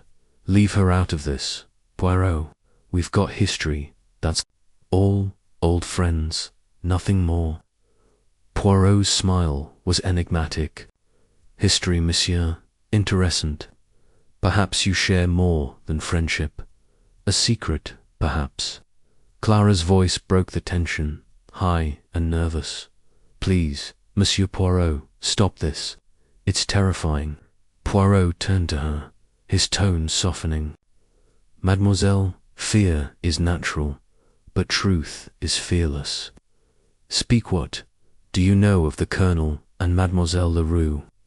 Clara's cheeks flushed, her eyes darting to Vivian. I saw them together in London months ago. At a private club, they were arguing about money. Vance's face darkened, but Vivian spoke first, her voice sharp. Clara, you little spy. It was a misunderstanding, nothing more. Poirot's eyes gleamed. Mon Dieu, a misunderstanding. That brings you both to Ravenwood, where a sapphire vanishes. And now, a shard of glass found where the cloaked figure fled. Not from the sapphire's case, but perhaps another. Tell me, monsieur, mademoiselle, are you in debt together? Vance's fists clenched, but Vivian answered, her voice steady. We're married, monsieur, secretly, for a year. Our debts are private, but we'd never steal. We came here hoping Ashford might help, as an old friend. Poirot nodded, his mind cataloguing their confession. A secret marriage explained their glances, their tension, but not the glass shard or the wax seals. Mercy for your candor. But the thief leaves traces, and I shall follow them. As the guests dispersed, Poirot lingered, his gaze on the chandelier's reflection in a nearby mirror. The shard suggested a staged theft, perhaps a decoy to mask the sapphire's true hiding place. Evelyn's lack of reaction nagged. At him she knew the sapphire wasn't found, suggesting insider knowledge. Mortimer's trembling hands hinted at fear, not guilt. The trap had sprung, revealing a marriage and motives, but the thief remained elusive. Poirot resolved to inspect the service stairwell again, where the glass shard was found. As he moved toward the west wing, a faint glint caught his eye. Tiny crystal, like those from the chandelier, lodged in a crack in the floor. He retrieved it, his pulse quickening. Levola Estadatio, he whispered. The thief had been here, their trail growing warmer, with his little grey cells. A light Poirot prepared to chase the next clue, the shadows of Ravenwood yielding to his relentless pursuit. Chapter 11. The servant's confession. The late morning light filtered through the leaded windows of Ravenwood Manor, casting a lattice of shadows across the service stairwell where Hercule Poirot stood, his gloved fingers turning over the tiny crystal he had found in the grand hall. Its facets matched the chandelier's, a silent witness to the cloaked figure's flight after his failed trap. The clues were piling up like cards in a high-stakes game. The red wax seals, the black silk thread, the midnight scrap, the glove-marked C, the handkerchief with a B order of the crescent, and now the glass shard and crystal. The revelation of Colonel Vance and Vivian Leroux's secret marriage had added a new layer. Their shared debts a motive. But the cloaked figure's identity and the sapphire's whereabouts remained elusive. Poirot's polished shoes echoed. As he descended the stairwell, his flashlight beam cutting through the dimness. The glass shard, found where the figure had fled, suggested a staged theft, perhaps a decoy case broken to mislead. He paused at the spot, kneeling to examine the stone steps. A faint smudge of dirt, not wax, caught his eye fresh, as if tracked. From the woods, iridescent, he murmured, collecting it with a small brush. The trail was leading him back to the rose garden, where the midnight meeting had unfolded. Determined to press the footman Thomas, whose nervous exchange with the cloaked figure had revealed a debt and the sapphire's curse, Poirot sought him out in the servants' hall. The room was a bustle of activity, maids polishing silver and footmen arranging trays. But Thomas stood apart, his limp pronounced as he folded napkins with unsteady hands. His eyes widened as Poirot approached, his face paling under the scrutiny of the detective's green gaze. "Monsieur Thomas," Poirot said, his voice smooth but firm, "we must speak. The rose garden, the note from Mademoiselle Leroux, the cloaked figure, you are entangled in this web. Speak the truth, or Hercule Poirot will unravel it without you." Thomas's hands froze, a napkin slipping to the floor. "Sir, I meant no harm, I swear it." Poirot gestured to a small alcove, away from prying ears. "Then explain, mon ami." The note said, "Bring the key." The figure spoke of a debt and a curse. "What role do you play?" Thomas's shoulders slumped, his voice barely audible. I left a window unlatched in the west wing, the night of the theft. She asked me to, said it was for a prank. I didn't know it was about the sapphire until it was gone." Poirot's moustache twitched. "She? Who is this, she?" Thomas hesitated, his eyes darting to the door. "I don't know her name, sir. A woman older, with a low voice. She came to me a week ago, here, at the manor. Gave me a letter with a red wax seal. Promised me money to settle my family's debts if I helped. I was to watch the west wing, leave the window open, and pass notes to Miss Leroux." Poirot's gaze sharpened. "And the cloaked figure last night, was this the same woman?" Thomas nodded, his face ashen. "I think so, sir. She wore a hood, but her voice it was the same. She said the sapphire was safe, but the debt wasn't paid yet." Poirot leaned closer, his voice soft but relentless. "The red wax seal, where is this letter?" Thomas swallowed hard. "I burned it, sir. She told me to, but there's another in my room. She sent it yesterday with instructions for the meeting." Poirot's pulse quickened. "Fetch it, mon ami, now." Thomas hurried off, returning minutes later with a creased envelope, its red wax seal unbroken, bearing the crescent moon symbol. Poirot opened it carefully, revealing a brief note in a sharp, angular script. "Midnight, Rose Garden. Ensure silence. The order acts." No signature, but the lavender scent was unmistakable. Linking it to the handkerchief marked "A mon Dieu," Poirot murmured, tucking the letter into his evidence envelope. "The order of the crescent moves boldly. Thomas, you have been a pawn, but a useful one. Tell no one of this, or the consequences will be severe." Thomas nodded, his eyes wide with fear. "I won't, sir, I swear." Poirot dismissed him, his mind racing. The unlatched window explained the thief's access, bypassing the sapphire case's lock. The cloaked woman, likely the same figure from the garden, was a member of the order, her voice and stiff gait narrowing the suspects. Evelyn Ashford, with her quiet intensity and family ties, was a prime candidate, but the lavender scent pointed to Lady Amelia's legacy, suggesting a deeper connection.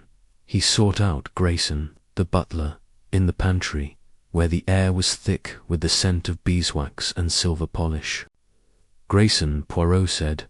The west wing window, was it checked after the theft? Grayson's face remained impassive, but his eyes flickered. Yes, sir. It was found unlatched, but we assumed a servant's error.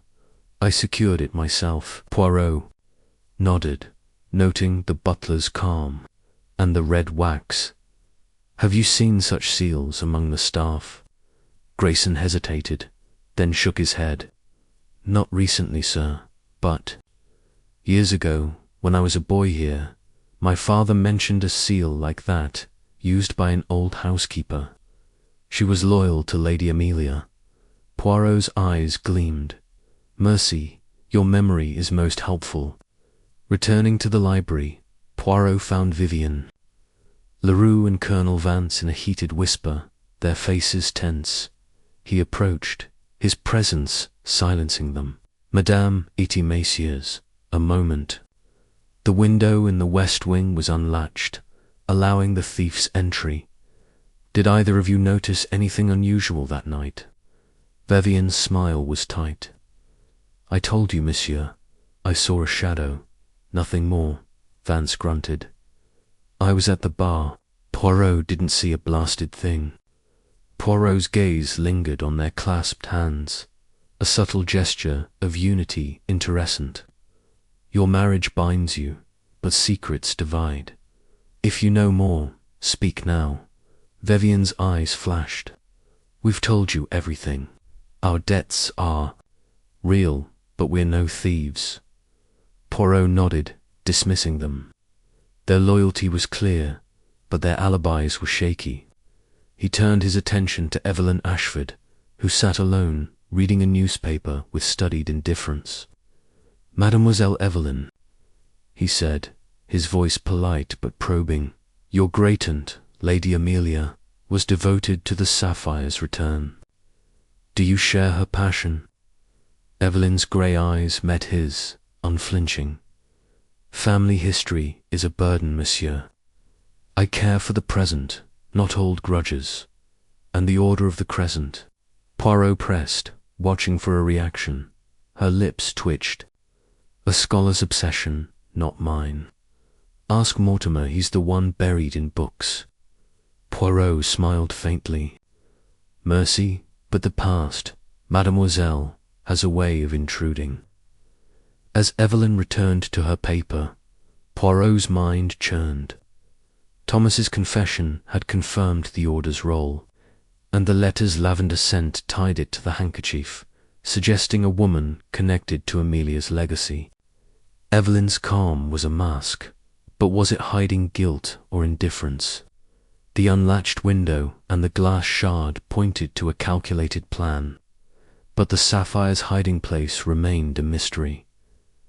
He resolved to search the west wing for signs of the staged break-in, suspecting another case or compartment. As he moved toward the corridor, a faint clink echoed from above, like glass tapping stone. He froze, his flashlight ready, his little grey cells alert. The thief was near their trail, marked by wax and whispers. Poirot would follow, relentless, until the sapphire and the truth were his.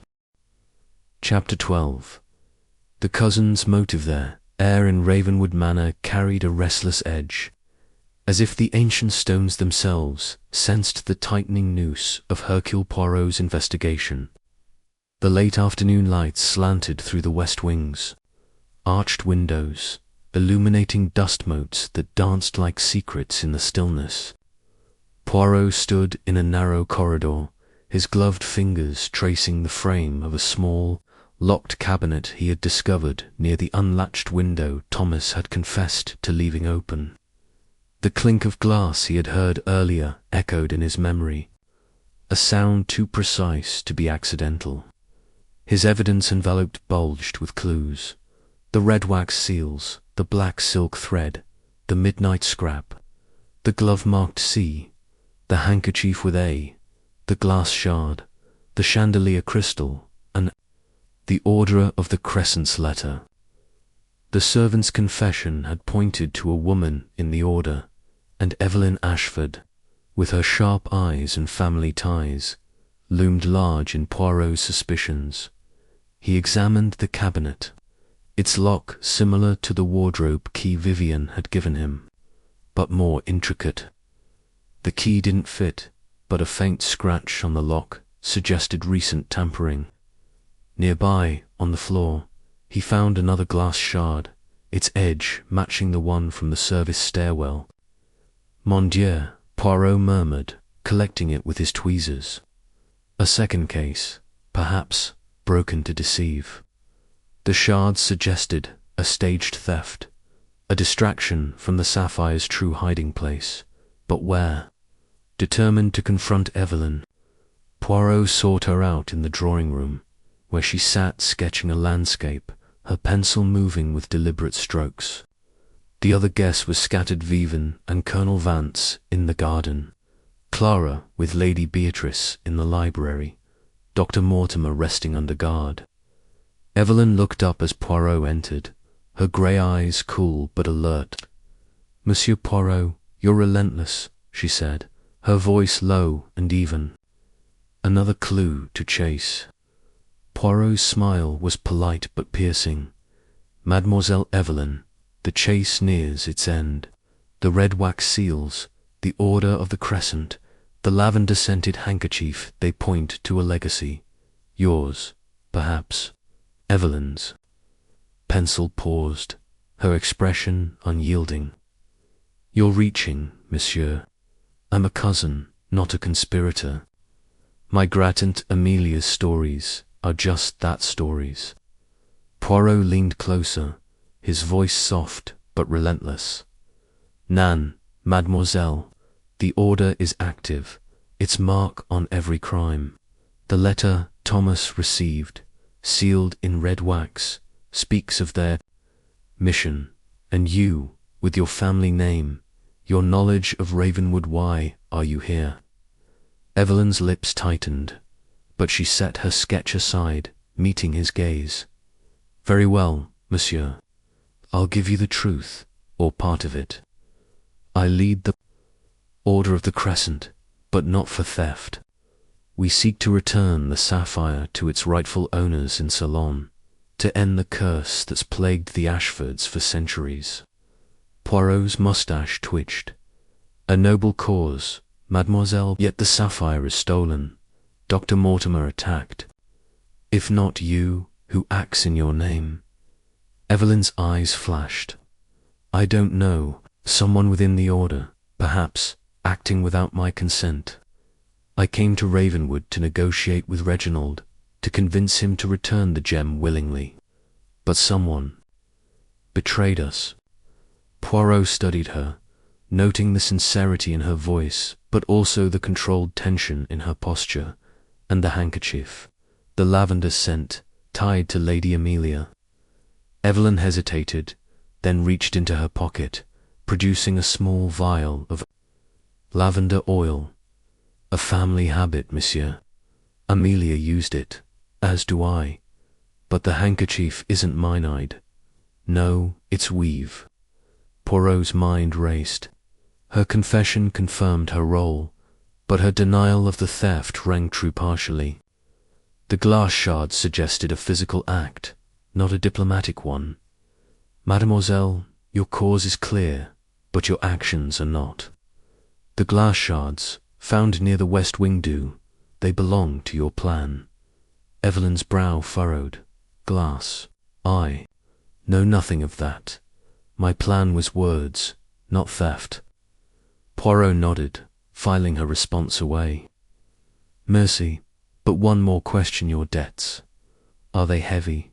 Her face hardened. Heavy enough, monsieur. The Ashford estate is crumbling, and Reginald refuses to sell assets. I thought the sapphire's return might ease our burdens. Poirot's eyes gleamed. A motive, mademoiselle. Altruism or greed? She stood, her voice cold. Judge me as you will, monsieur. I've said my piece. As she left, Poirot's thoughts churned. Evelyn's leadership of the order explained the wax seals, but her denial of the theft suggested a rogue member or a lie. The lavender scent linked her to the handkerchief, but its age pointed to Amelia's error. The glass shards were a new puzzle, hinting at a broken case, perhaps in the West Wing. He hurried to the cabinet, borrowing a master key from Grayson, who watched with guarded curiosity. The lock clicked open, revealing a velvet-lined box, its glass lid shattered, empty save for a single red wax seal. Poirot's pulse quickened. Voila, he whispered. A decoy to mislead. The box's glass matched the shards, confirming a staged break-in, but the sapphire was elsewhere. He sought out Thomas again, finding him in the kitchen, peeling potatoes with a nervous energy. Monsieur Thomas, Poirot said, his voice firm. The cloaked woman, who is she? Her name, now. Thomas's knife slipped, nicking his finger. I don't know, sir. She never said. But she had a ring, silver, with a crescent moon. I saw it when she gave me the letter. Poirot's eyes narrowed. A ringer, new clue. Mercy, stay silent. Mon ami, returning to the West Wing, Poirot searched Evelyn's luggage, left unattended. In her room, among her belongings, he found a small toolkit pliers, a glass cutter, and a silver ring with a crescent moon. The tools matched the shard's clean edges, and the ring confirmed Thomas's story. Mon Dieu, Poirot murmured. Evelyn, you are not so innocent. He confronted her in the garden, where she stood among the roses, her face pale. Mademoiselle, the toolkit, the ring, they betray you. You broke the decoy case, staged the theft. Why? Evelyn's eyes widened, then she bolted, sprinting toward the manor's service door. Poirot gave chase, his cane tapping as he navigated the gravel paths. She reached the door, slipping into the passages, her footsteps echoing in the stone. Corridors. Poirot followed, his flashlight beam cutting through the dark, but the maze of tunnels slowed him. She vanished, her trail lost in the shadows. Panting, Poirot paused, his mind racing. Evelyn's flight was an admission, but not of the sapphire's theft. Her tools suggested a staged act, perhaps to pressure Ashford into surrendering the gem. The real thief, still hidden, had used her plan as cover. He returned to the drawing room, his resolve firm.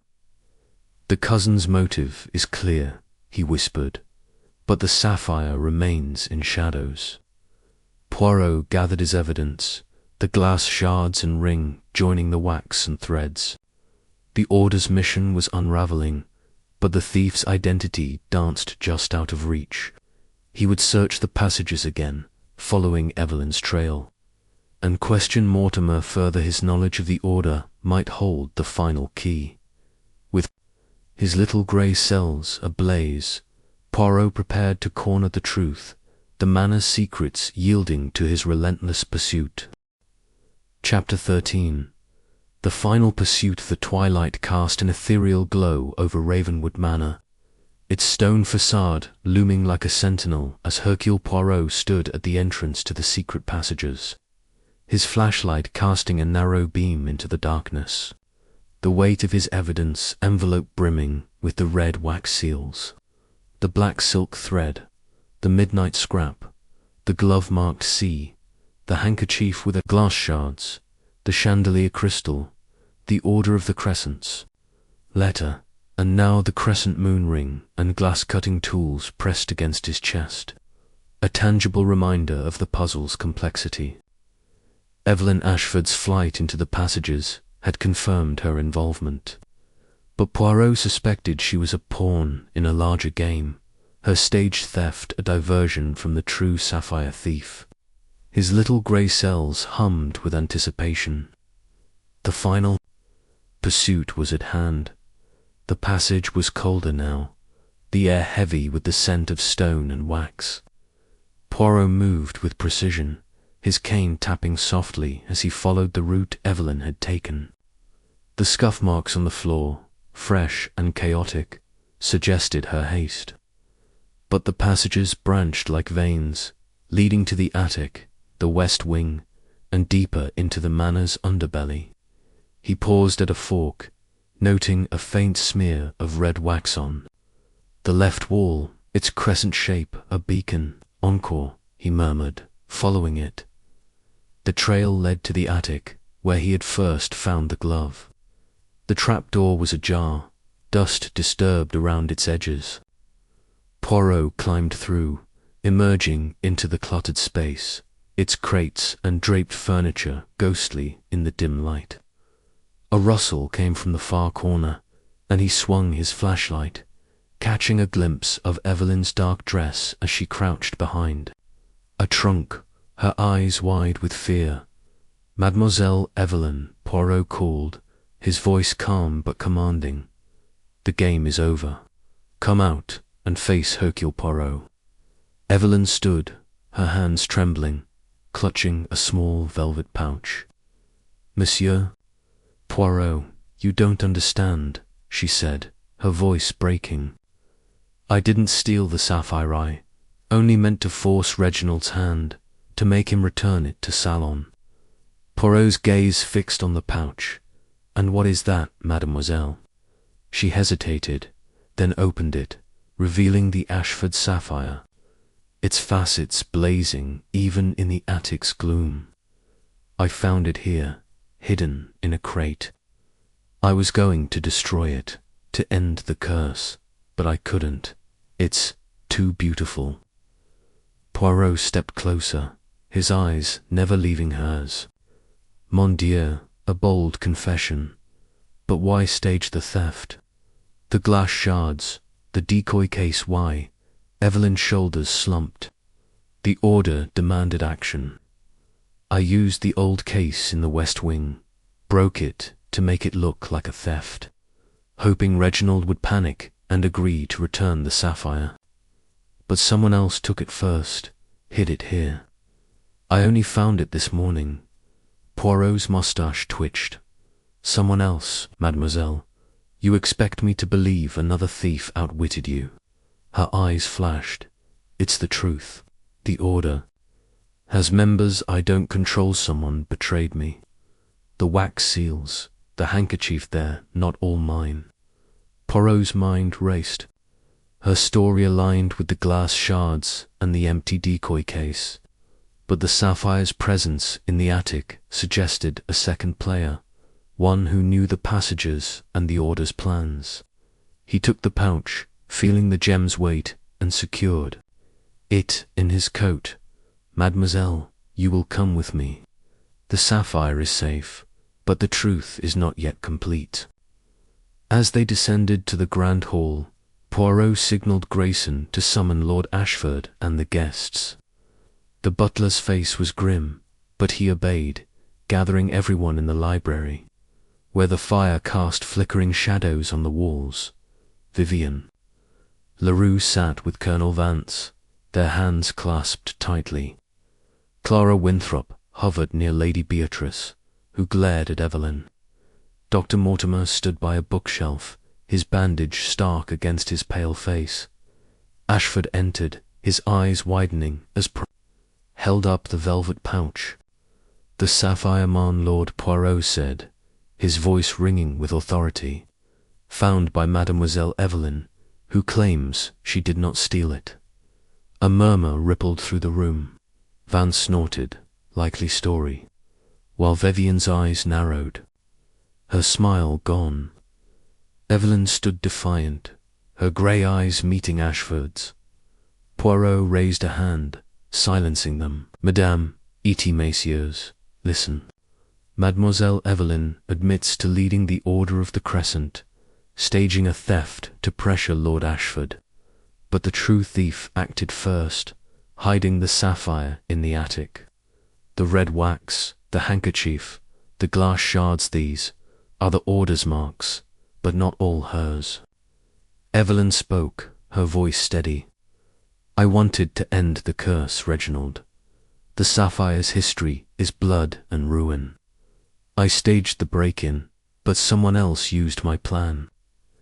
Poirot's gaze swept the room, landing on Mortimer. "Monsieur Mortimer, you knew of the Order's plans. Did you act alone, or with another?" Mortimer flinched, his spectacles slipping. I told you I was attacked. I'm no thief." Poirot's eyes gleamed. "None, but you knew the sapphire's hiding place, the chandelier, then the attic.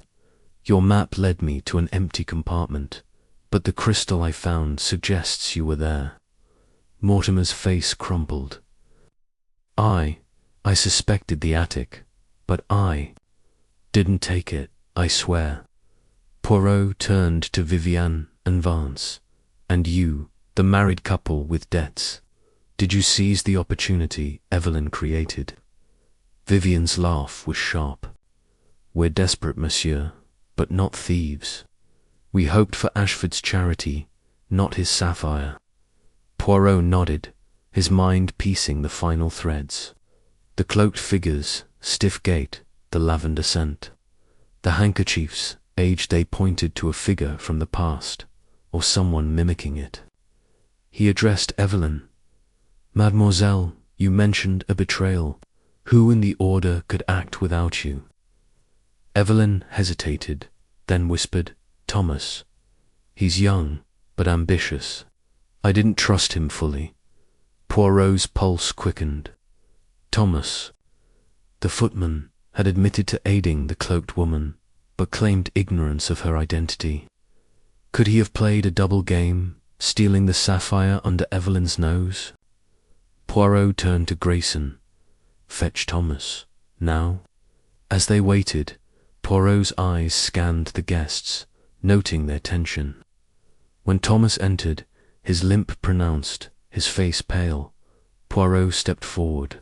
"Monsieur Thomas, you left the window open, past notes, met the cloaked figure. Did you also take the sapphire, hiding it in the attic?" Thomas's eyes widened, his voice trembling. "No, sir. I only did what she asked, the woman with the ring. I never touched the sapphire." Voice was steel, and this woman, her name. Thomas shook his head, tears welling. "I don't know. She wore a cloak, a hood. She paid me, that's all." Poirot turned to Ashford. "Mon, lord, the sapphire is yours, but the thief is caught in their own web. Evelyn staged a theft, but another stole the gem, using her plan. Thomas is their pawn, but the master remains hidden." Ashford's face was grim. "What now, monsieur?" Poirot's smile was resolute. "The sapphire is safe, and Evelyn will face justice for her deception. But the true thief I will find them. The passages, the wax, the crystal, they will speak." As Evelyn was led away, her head high, Poirot clutched the sapphire, its weight a promise. The final pursuit had recovered the gem, but the cloaked figure's shadow lingered. With his little grey cells ablaze, Poirot vowed to chase the last truth, the manor's secrets bending to his relentless will. Chapter 14. The Genius Revealed. The grand ballroom of Ravenwood Manor gleamed with the soft glow of its chandelier, its prisms casting a kaleidoscope of light across the raven mosaic floor. The guests were gathered, their faces a tapestry of anticipation, fear, and curiosity. As Hercule Poirot stood at the centre, the Ashford sapphire cradled in a velvet pouch in his hand. The air was thick with the weight of revelations, the red wax seals, the black silk thread, the midnight scrap, the glove-marked C, the handkerchief with the glass shards, the chandelier crystal, the order of the Crescent's letter, the crescent moon ring, and Evelyn Ashford's confession.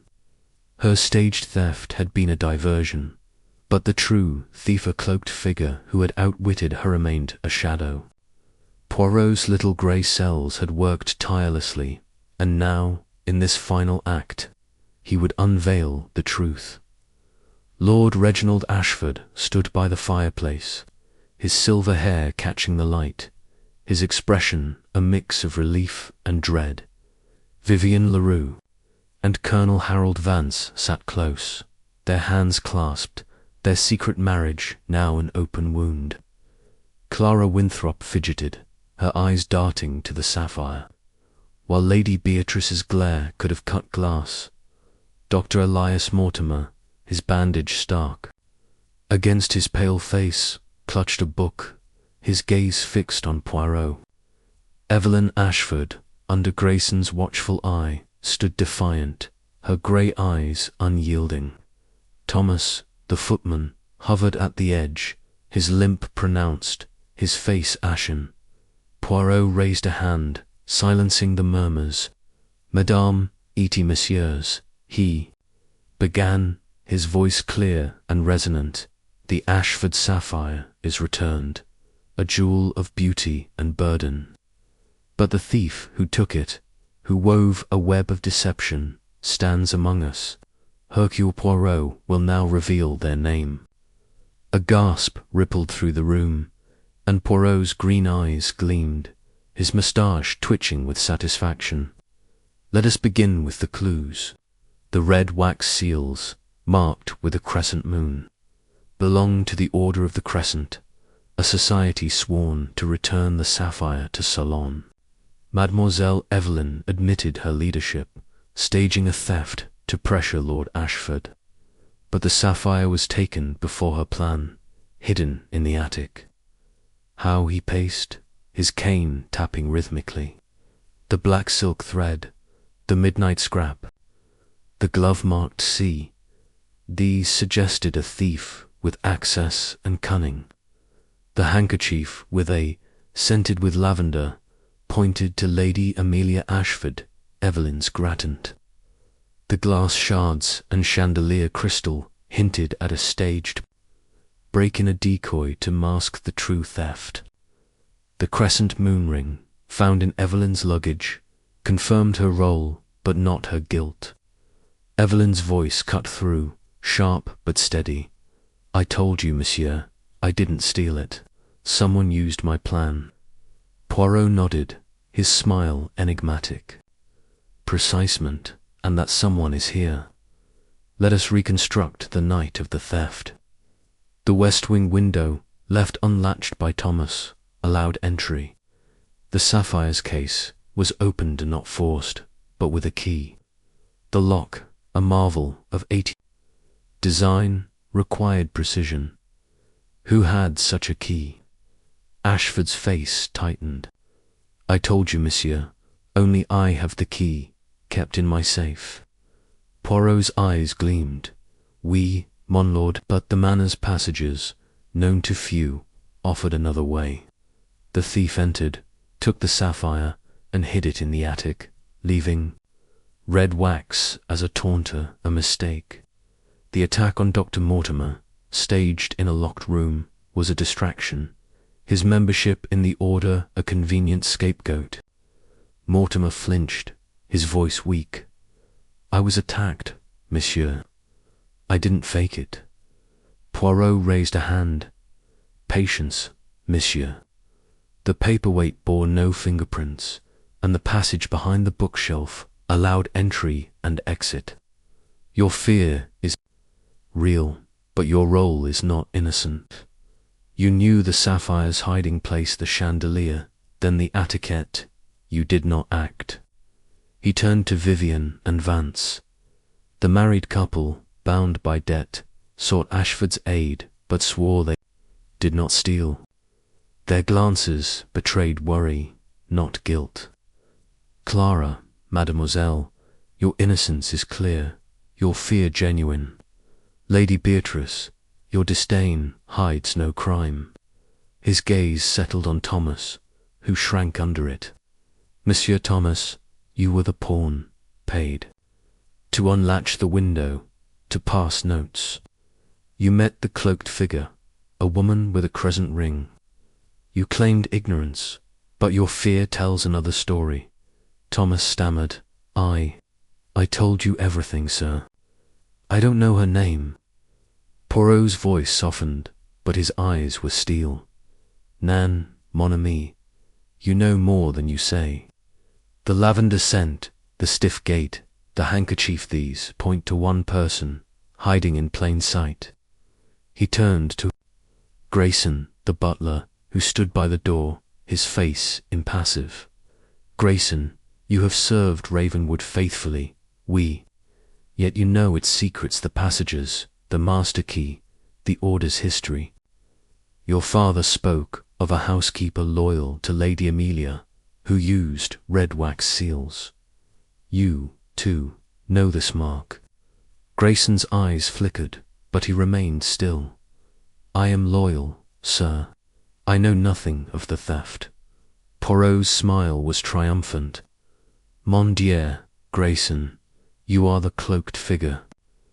The handkerchief, marked A, was your mother's, kept as a relic of her service to Amelia.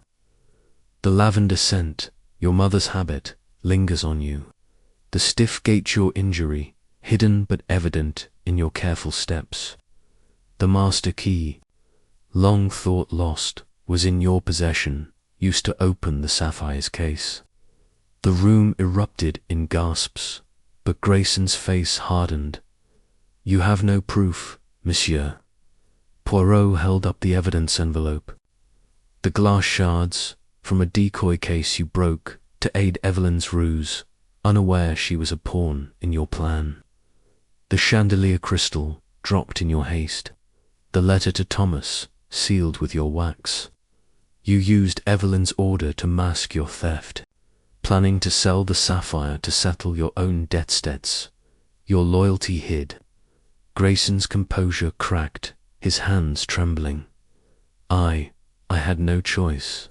The manor is failing, my family's legacy tied to it. The sapphire was my salvation. Poirot's voice was gentle but firm. Monsieur, salvation cannot come from theft. You betrayed your lord, your honor. Ashford stepped forward, his face pale. Grayson, is this true? Grayson's shoulders slumped, his voice breaking. Forgive me, my lord. I meant to save. Ravenwood. Poirot handed the sapphire to Ashford, its glow a silent testament. The curse is a myth, mon lord, born of greed and guilt. The sapphire is yours, and justice will follow. As Grayson was led away by the local constable, summoned discreetly, the guests exhaled, their tension breaking like a wave. Vivian's smile returned, softer now, while Vance clapped Poirot's shoulder. Damned fine work, Poirot, he said gruffly. Clara's eyes shone with relief, and Evelyn nodded, her defiance tempered. You've saved us, monsieur, she said quietly. Poirot bowed, his moustache curving. Mies Amos, Hercule Poirot serves the truth. The little grey cells, they do not fail. As the guests dispersed, Poirot lingered, gazing at the chandelier. The sapphire was restored, the thief unmasked, the order's shadow dispelled. He walked to the grand hall's window, the manor's reflection shimmering in the glass. La mista est fini, he whispered, his heart light with triumph. The next morning, Poirot boarded the train to London, his suitcase packed, his mind at peace. Ravenwood's secrets were laid bare, its curse debunked by logic and observation. As the countryside rolled past, he smiled, his little grey cells resting, ready for the next puzzle. The game was over, and Hercule Poirot had won.